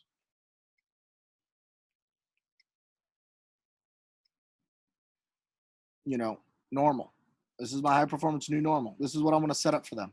Because my goal right now is I'm looking for the leaders that are the health leaders of their family. If you're a health leader of your family, that's the people I want to work with. And to me, like that, like at the end of the day, like that's what this comes down to. This is the value that I offer. This is my mind, body, spirit in a nutshell. And that's how I'm going to address it with my current clients that are at that level in the adult fitness side of things, the general pop, so to speak. You've worked really hard for your stuff, right? Like, we know that you've worked really, really hard. Right now, we don't want to lose any time, right? We know that overall health is your concern, right? Well, here's what I could tell you. I could tell you that we have a 3X formula. It's just a 3-step process. We're going to go through some nutritionals right now, supplementation, and then we're going to create some lifestyle changes. And we don't want to lose this. If you're still a high performer in my book, and I want you to be the leader of your family. And those are the people I'm looking for. If you want to be a part of that, if that's what you want, then I will help you that. And I know that I will make sure that I will take care of your immune health. It's really easy to do. You just need me to take care of it. And there's one thing that I can promise you, right? Is if this is something that's on your mind, just let you know, like, I got this. Like, let me handle this. Don't worry about it at all. I'll take care of this part. All I need you to do is show up. And if you show up, I'll take care of the rest. Nothing has changed, but we got to start working through the current situation that you have. And that's how I would do that is like, do you want to be a part of that? Type in the chat right now if you guys want to be a part of that. And I would be doing this over Zoom right now. So if you're doing a group right now, just type in the chat if you want to know how I would do this, if you want to be a part of that, And then that's what I would do is I would take those groups and bring them together. Okay. So does this help you? Cool. All right, let's do this. I'm going to do breakout groups again. You're welcome to stay on. You don't have to stay on. I'm going to do breakout groups again. I'm going to give you a little bit more time, right? And then we'll come back. We'll talk a little bit about the marketing side of it as well, if we want to do the marketing. But I think this is a lot right now. Let's talk about pricing one more time. Like, what's your pricing ladder? What is it going to look like for what you're delivering? All right. Can you guys do that? Gary, you got to run. I'll see you guys. No worries. Whatever you got to do. If you guys need anything, let me know. I'm going to set you guys up into groups right now. Let's get a breakthrough. Instead of it being a breakout group, let's have it a breakthrough through the process. We're going to recreate these rooms. And if you guys need anything, let's go ahead and do that. Jump in there. Let's see if we get the most out of it. All right. Guys, join those groups and then let's dive into your current pricing model.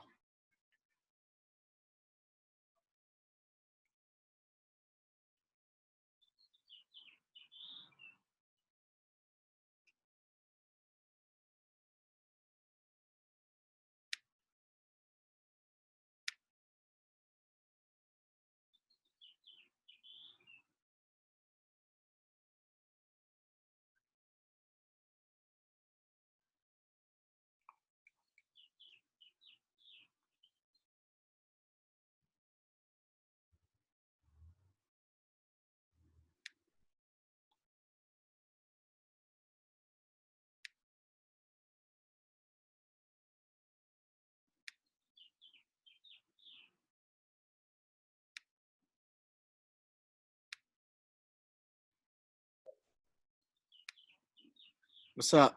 You jumped out, Rob? Yeah, there was no one else in my group. You put me all by myself. No, that's all right. I'm breaking it up now. Let me go. Oh, Let me get. Where's Rob at? Where are you? There you go. I'm in Arizona. You're gonna go to group 2. I just kicked you out. I'm still here looking at your beautiful face. Hit join. Where do I hit that? Join breakout. There you go.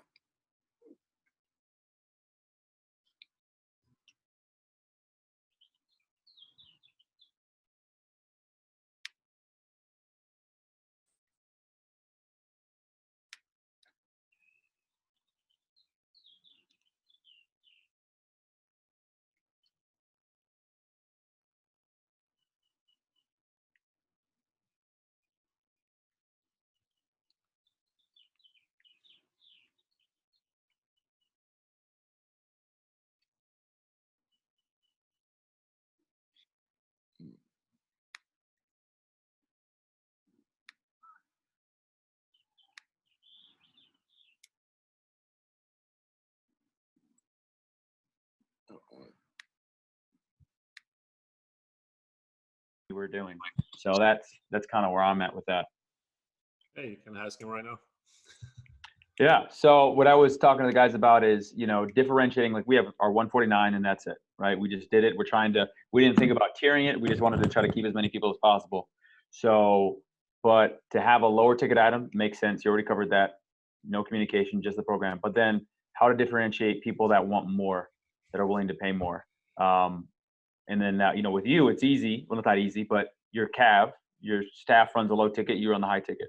So how would we differentiate, someone who wants more? Access. So basically, you'll be willing to do, let's say, like just 1-to-1. So I would start out with like 20-minute meetings that offer for everybody and say, hey, I'd be willing to jump on a call with everybody, whoever takes advantage of it. And then in that 20-minute meeting, you say, cool, listen, I understand the current situation that we're in. We're still offering, like, and you could just present and be like, hey, listen, for some of our college and our elite guys and our pros, I offer this. We've never had to offer it before at Ignite because, we're able to see you every day. But I want to be able to offer that to you. We're not going to, we don't want to charge you more for it because, we understand the circumstances. However, it would be at the current price that it is at, that we were charging it at Ignite. So you are currently charging $249 or $300 or $400, and you're currently charging $149. You would just bump back up to your regular program, and I'm going to offer that to you completely included. So what does that access look like? So it's just a more aggressive direct response, like probably full, Voxer, probably 1-on-1 phone calls or video calls a week. For me, it's like, 100% access. It's just like the Mastermind. But for those of you that, so like I'll use you for example. When you first joined, you were very hesitant to connect with me, and now you could open up the dialogue at any time, good, bad, or indifferent, right? Gifts to bourbon to getting hey, I got a bone to pick with you, Cav. Like it's open. Phil, on the other hand, was the exact opposite. Phil hit me hard. Like he opened up and abused the shit out of me day one. And then the more we got to know each other, the more he only came to me for certain components. But everybody goes through these certain ebbs and flows. You want to catch them in certain windows, right? So now with this situation, Phil's jumped back in a little bit more involved, right? And you're going to have athletes that are just like that.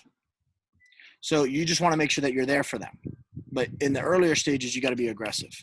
It should not affect you one way or the other if they come or they go. So you should keep that daily dialogue with them at some point, right? You should be like, hey, I'm going to do some daily check-ins. I'm going to make sure that you're going to respond to me. The accountability becomes like a staff member with your athletes. Be like, hey, if you really want to know the solution between me and the greats, it's those green line decisions. It's every single day shipping something. And if you just think about the models in which I've presented to you, not just today, but historically, the daily Voxers, the check-ins, the messages, closing the loops on Voxer to Facebook to Zoom, right? There's one way you'll never get me, email, right? You know that. You'll know there's one way you'll never get me. So these are just the ways that I think about it. Yeah, I'm just trying to think about what that looks like for us because I mean, we basically the kids have Voxer. I Vox most of them every day It's or just every the other day. accountability. It's the accountability. It's like, hey, listen, if you want to be part of that like elite group, then this is what you have to do about it. It's that accountability. All right.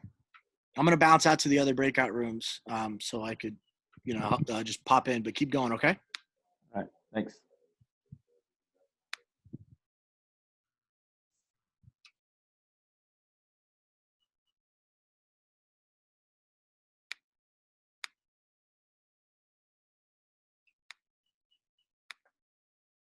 Their own, at home for gym equipment. Mhm. But right now, no one can find equipment at a decent price locally. Like even Walmart. Walmart sold out of all their kettlebells, dumbbells, and weights. So, just trying to get creative with these kids. So I made a video last week for all my members and just kind of put a mask on, went into Lowe's and showed them some of the stuff they could get from Lowe's to work out with, like get the long bags of tube sand. Those are 60 pounds a piece. Like showed them how to, if you're going to adjust it, like say you need an 80, you take some sand out of one, duct tape them together, that sort of thing. Cinder blocks. Got a super cheap set of like sawhorses that they can use for like dips, and you can put a shovel across them and recline rows and stuff like that. Probably spent like $75. And came out with like a total like gym, so stuff like that. You can also get like bungee cords and use those as like bands and stuff, as long as you get the right kind. Yeah. And The those Home Depot stores are Olympics. yeah, the what?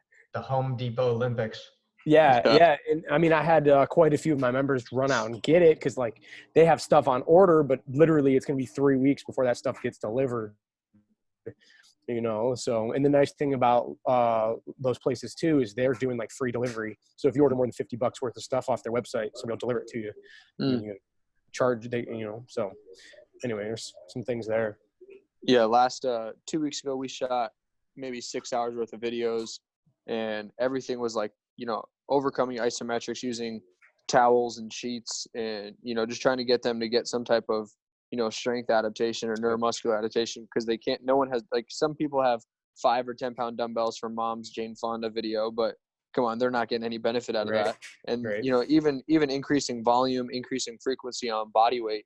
Some of these kids, they're supposed to be leaving to go to Wisconsin for football or UCLA, and they're just like, what am I supposed to do right now? So we've been trying to do a lot of overcoming isometrics. Like you see, everybody posting videos of towel isometrics and deadlift isometrics, RDL isometrics, which in my opinion, it's better than doing 300 body weight squats. Right. But a lot of these kids are trying to buy equipment.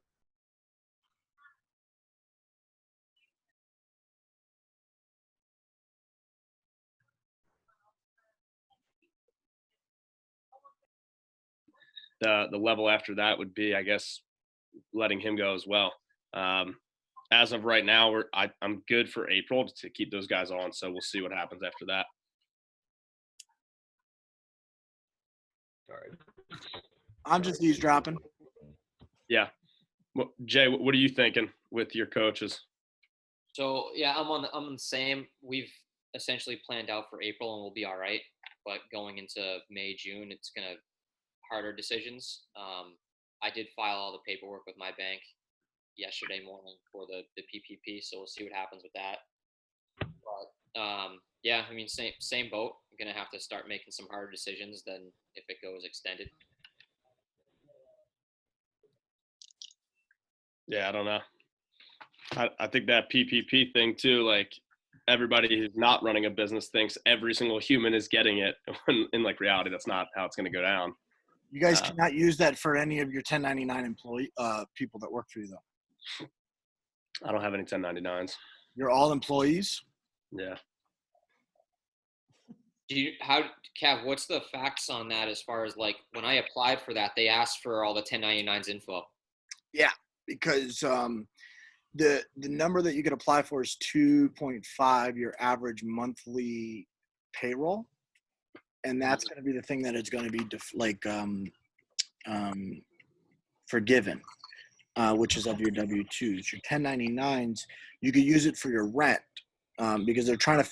The reason why they ask for your 1099s is because your 1099s can apply for the loan too, because they're technically their own business as a contractor, so they can apply for the loan. That's why That's why it's a lot harder for a 1099 not to get unemployment. Versus if someone has a W-2, it's more likely for them to get an unemployment. CJ, if you have employees, you're probably better off telling your guys to go get unemployment. Yeah, that's what I was thinking too. Probably make more money too. What's that? 60% of their normal? Is that what that is? That sounds right. My daughter managed a couple Orange Theories out in Colorado, and they let her go so she could take unemployment, and it was better for both sides. I mean, they intend to hire her back, but yeah. Good deal. How's Orange Theory handling this, Trish? Like, are they doing anything? To be honest, other than my daughter's involvement and, she reassuring me that they want to hold on to her and are going to bring her back, I don't have any information on that. Gotcha. I do wonder how those other gyms are doing, like the change gyms, like EOS and all those guys, and LA Fitness. Yeah. Well, I could tell you that, my guys like Kirk and them, they think it's crazy. They're in a world of hurt. Yeah. I just go back and count my blessings. Like, I couldn't imagine being a trainer, and that's like my sole way of making money at one of those change gyms, and then letting you go or just closing it down. That'd be tough. Yep. Cool.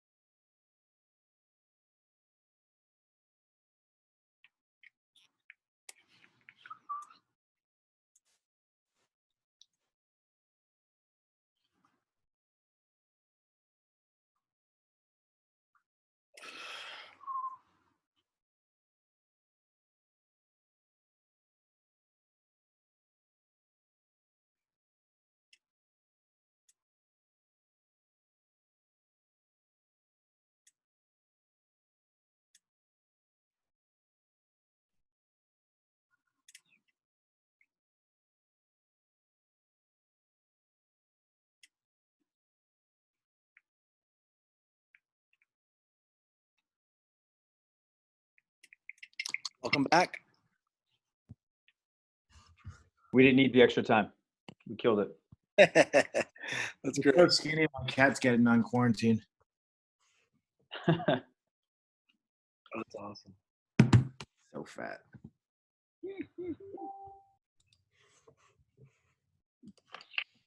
Yeah. Where are you at? Oh, Jay, but you got to just tell him at that point, like, he's got to go handle that on his own. Oh yeah, of course. But I know he didn't go through those steps at the beginning. I don't know how hard it's going to be for him to prove all this stuff. Yeah, I have no idea. Cool. Well, welcome back, everybody. What do we get out of that? What's the biggest thing that you got out of it? You feel a little okay about where you guys are?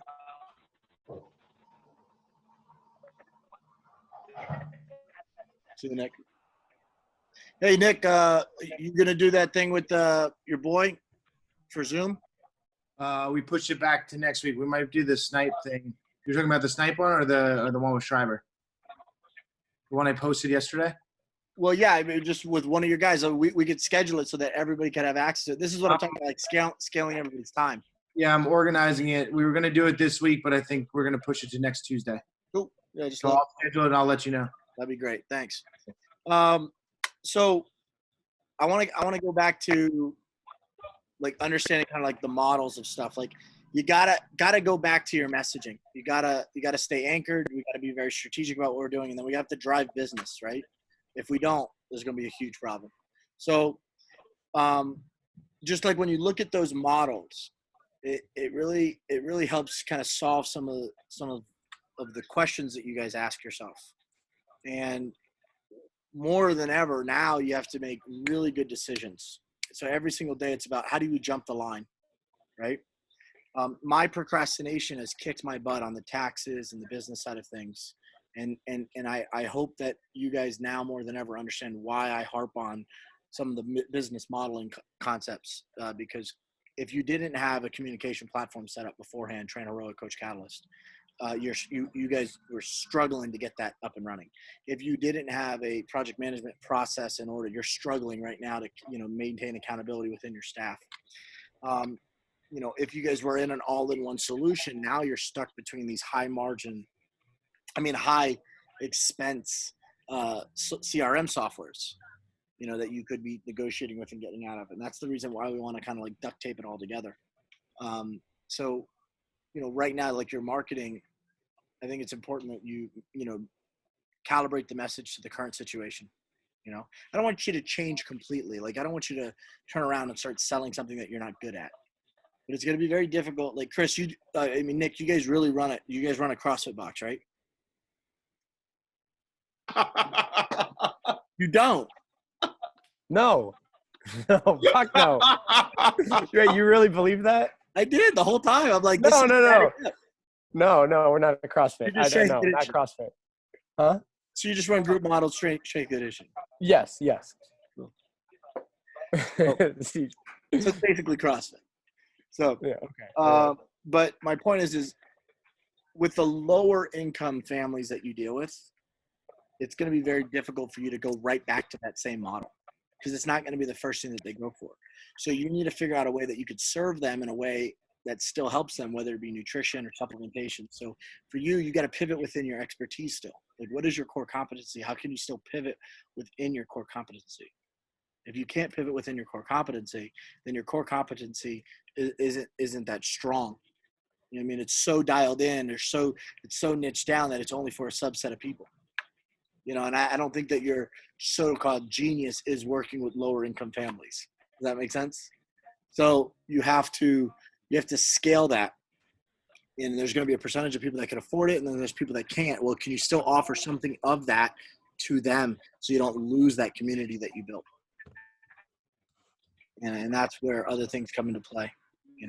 I'm very thankful right now for my USANA business, because it's an extra $800 to $1,200 a month. Every week I'm getting a 3-figure check. I'm not doing anything. So I'm very thankful for that. So if you guys, I know CJ, you sold some supplements right at the gym, right? Yeah. Yep. Yeah. Well, try to move those as much as you can. Don't hold on to inventory. How many of you guys have inventory right now for anything? It's all Get gone. rid of inventory at a discount right now. Do drive and drop-offs.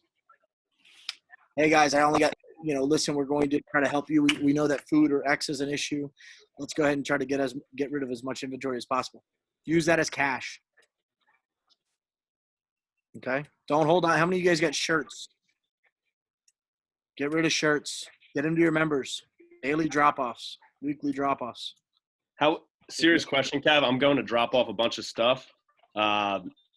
What's like the social look for that? Like, I'm definitely wearing gloves. Should I wear a mask? The national CDC recommendations right now is mask in public places. So I would go glove and mask. If you don't have that, you can just go like some sort of cover up. If you're not interacting with another human, which I don't recommend that you do, from a look standpoint with your clients, is just drop it on the doorstep with a note and say thank you. Cool. All right. That's what I was just looking for, the look of it, like what that's supposed to look like socially. I mean, I'm no expert in this. I could just give you my opinions, but basically my recommendation is just, like, you could get to the habit of like you're showing, like if you do it on Instagram, you could show the drop off with the gloves so that they feel more comfortable. That's what I was thinking. It's not about you. It's about how comfortable they are. Does that make sense? It has nothing to do with you. Yeah, and that's why I asked, because Yeah, I don't, exactly, yeah. I don't care. Like, we don't care, but like I want them to feel comfortable and safe and all that. Exactly. Yep. Yeah. And if you're dropping off shirts, just tell them to wash it, right? And be like, hey, yeah, look, they're already clean, but just wash it. Yeah. Most people are pretty intelligent. Now, let me take that back. Most people are really fucking stupid, but we want to pretend they are. All right. Last questions for you guys. How do you guys feel about this? Has this helped you guys? Yeah, for sure. What's the biggest, and I'm just going to go with that. Like, what's the biggest takeaway from right now? Like today's session, what's been the biggest takeaway? I'm going to go in order. So like right now, Javi, you're up first. You take yourself off mute. need to organize our messaging before we consider marketing. Need to figure out what our next offers are and just continue to look at this as a long-term situation. Yep. Here's the thing. You could always go back to what you were doing. You got that down. Does that make sense? We got that down. What we don't have is this current situation, so we have to address it. Awesome. Nick, what'd you get? So just trying to create some more value with kind of a medium or high version of the offerings. Yeah. How to do that. If you need help with that, we just vox back and forth. Let me know. CJ.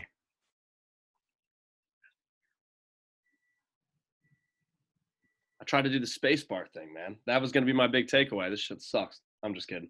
Yeah, biggest takeaway, multiple levels for sure. I really liked your the whole idea of making these decisions and getting out in front of it. I think that's something that has been so far successful for the gym and keeping it open, but I got to continue that train. So that's the big takeaway, is like to continue to be proactive in the decision-making piece. And I want to bring kind of that to my members. Don't let my members and individuals in the community kind of bring that to me. So yeah, when we make a decision in our facility, I'll say, okay, guys, let's problem solve this. Like, okay, now we're going to make this decision. What could go wrong?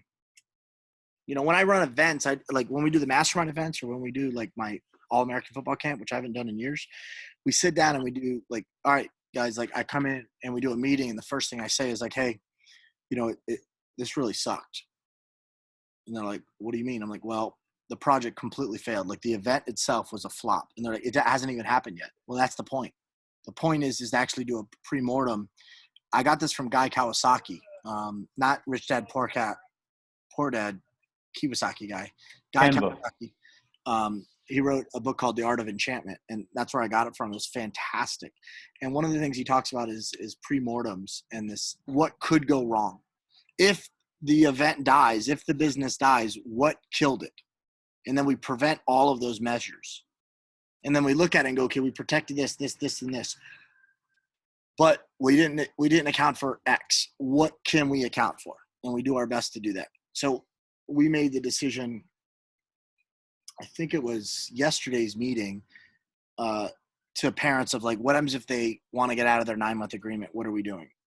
Well, we have 9-month agreements for people that signed 2 months ago. So I told everybody, I said, you know, the loyalty aspect's done. We are going to honor a 30-day cancellation. You know, so we're going to honor a 30-day cancel, but we're not going to keep them to the 9-month. But we're also not going to let them stop cancel right away either. Okay. So that's how we're handling that, and we're making sure those things are in order. And we talked about canned responses, like what are the potential responses that we're going to get, and how can we, you know, just save those so we don't have to rewrite the messages. So that's one of those things. Eric, you have to put your video on. My video is on. Phil's next. You're up, Eric. Go ahead. Pending. Still need to go in deep with you with strategic marketing for each product. What is so let's do that right now. What is the highest priority product with the highest margin right now? Certification. Don't do anything else but the certification. So market that, fill that bucket, champagne tower, pour it from the top, go down to the rest. Got it. Don't try to overcomplicate it. Build everything in layers. The layer 1 right now is your highest priority. Cool? Cool. Awesome. Jason Meyer. Right on par with Javi, with just making the message right, and then trying to figure out what the new offer is going to be. I think I struggle with things from a psychological standpoint of, you know, how much stock do you put in it? Because I just don't like the online training model. That's just not me as a person. So it's almost as if, you know, what do you put into it? Is that line really going to be 6 months, 12 months, 24 months? You obviously don't need a building to do that. So how do you cut those expenses? Like in your position, right? You're negotiating a lease. How do you negotiate that if it's 6, 12 months, 2 years? You don't need that building to do what you do. Yeah, right?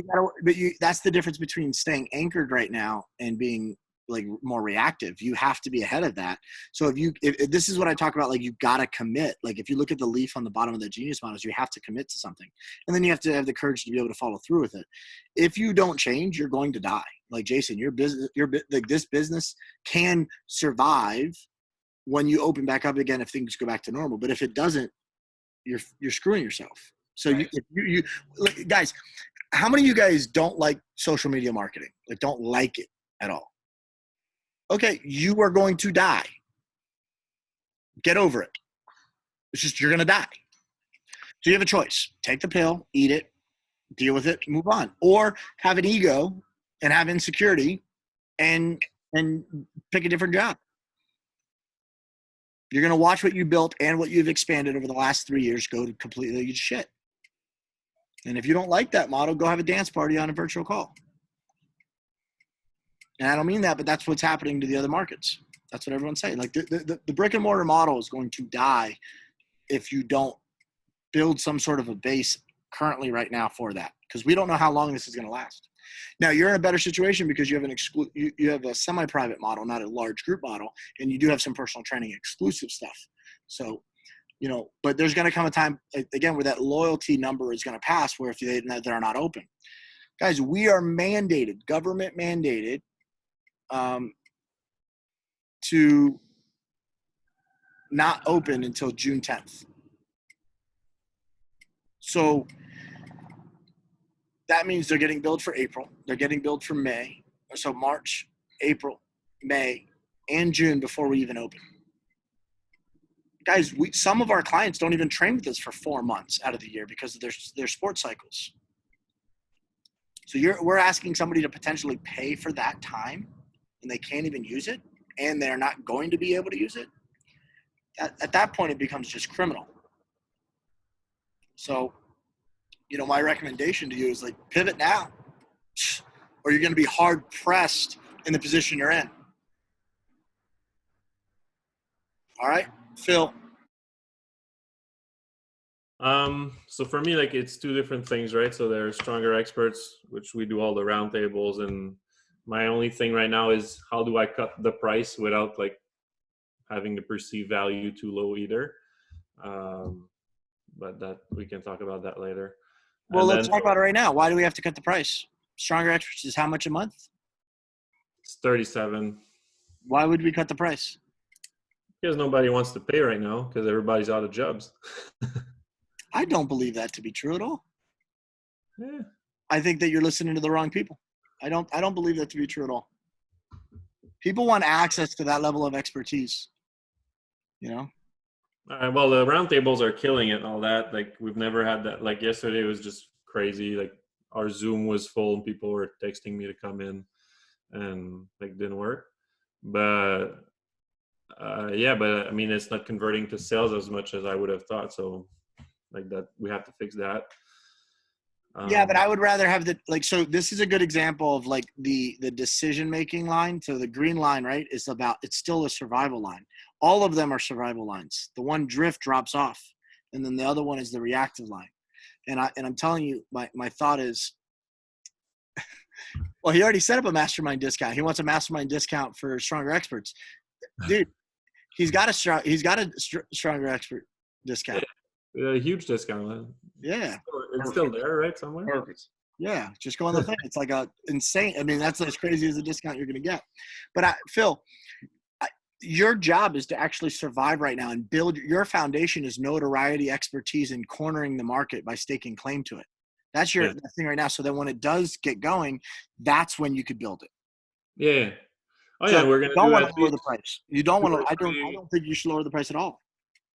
Okay, but what I did is like a 3-month like block at a lower price, and then comes back to normal price type. Yeah, I mean, and good. That's cool. Like if you want to do that, I think those are reactionary stuff. So just be conscious of that. You're gonna have to. So what you would need to do if you're going to do time sensitive, like if you're going to do like discounts, you have to do time sensitive offers where it's like at the end of this round table, if you show up for the round table and you stay to the end, you could buy at the end at this price. That's the only way you do it. Mm-hmm. And you do it at the round tables, and you can say, hey, listen, like me Hank, we've crushed it, yada, yada, yada, like on this call, right? We should totally do a frontside, backside, call. Is Derek in? I don't know. I didn't talk to him. I still need you to give me like when you're gonna talk to David. Oh, we'll do that. I think that we need to play on the whole frontside, backside first. I think that's a higher priority. Yeah. Without a doubt, because you got to build the momentum. But right now, I forget where I was. Help me out. Where was I? Pricing, like build. I don't know. Oh yeah. So on your calls, at the end of the call, if you stay to the call, you get a special offer. If you don't stay to the call, that offer doesn't stay. So the replay, if you're live. All right. Yeah. All right. So something more time sensitive. Yeah. So at the end of the call, you shut the call off and you say, "Hey guys, listen, this is what we're offering. Thanks for staying on. There's still 100 people on or whatever it is. You're welcome to. This is what we're offering," and then only offer that at the round tables. Yeah. Okay. So there's value of staying on at those round tables. And you can literally just tell them straight up, like, listen, this is what the normal price is for the next 3 months. This is what you're going to have, and we want to be able to give you this discount because of what's going on and because you're engaged with our audience. Cool. That's it. Yeah. And for the gym, we're starting all kinds of new things too. So that should be very good for hockey, for speed skating. Yeah, but I think the gym, you're in a much better situation because you're in a private model. It's higher level. I think that you're already in a good place. Yeah. Matter of the deliverability, but you're already running that exclusive high-end model. Yeah. But what I worry about with you personally, which is going to be like your trips, because are they going to not pay you because of those trips? Yeah, I won't get paid right now for sure. But yeah, you got to be able to see if you could coach them remotely. Yeah, but it won't be the same price. For sure. Cool. Yeah. All right. Thanks, man. All righty. Well, that's everybody, I think, right? I appreciate you guys. I got to jump off here. If you need anything, let me know. And just Vox away. I'll talk soon. Thank you. Thanks everybody.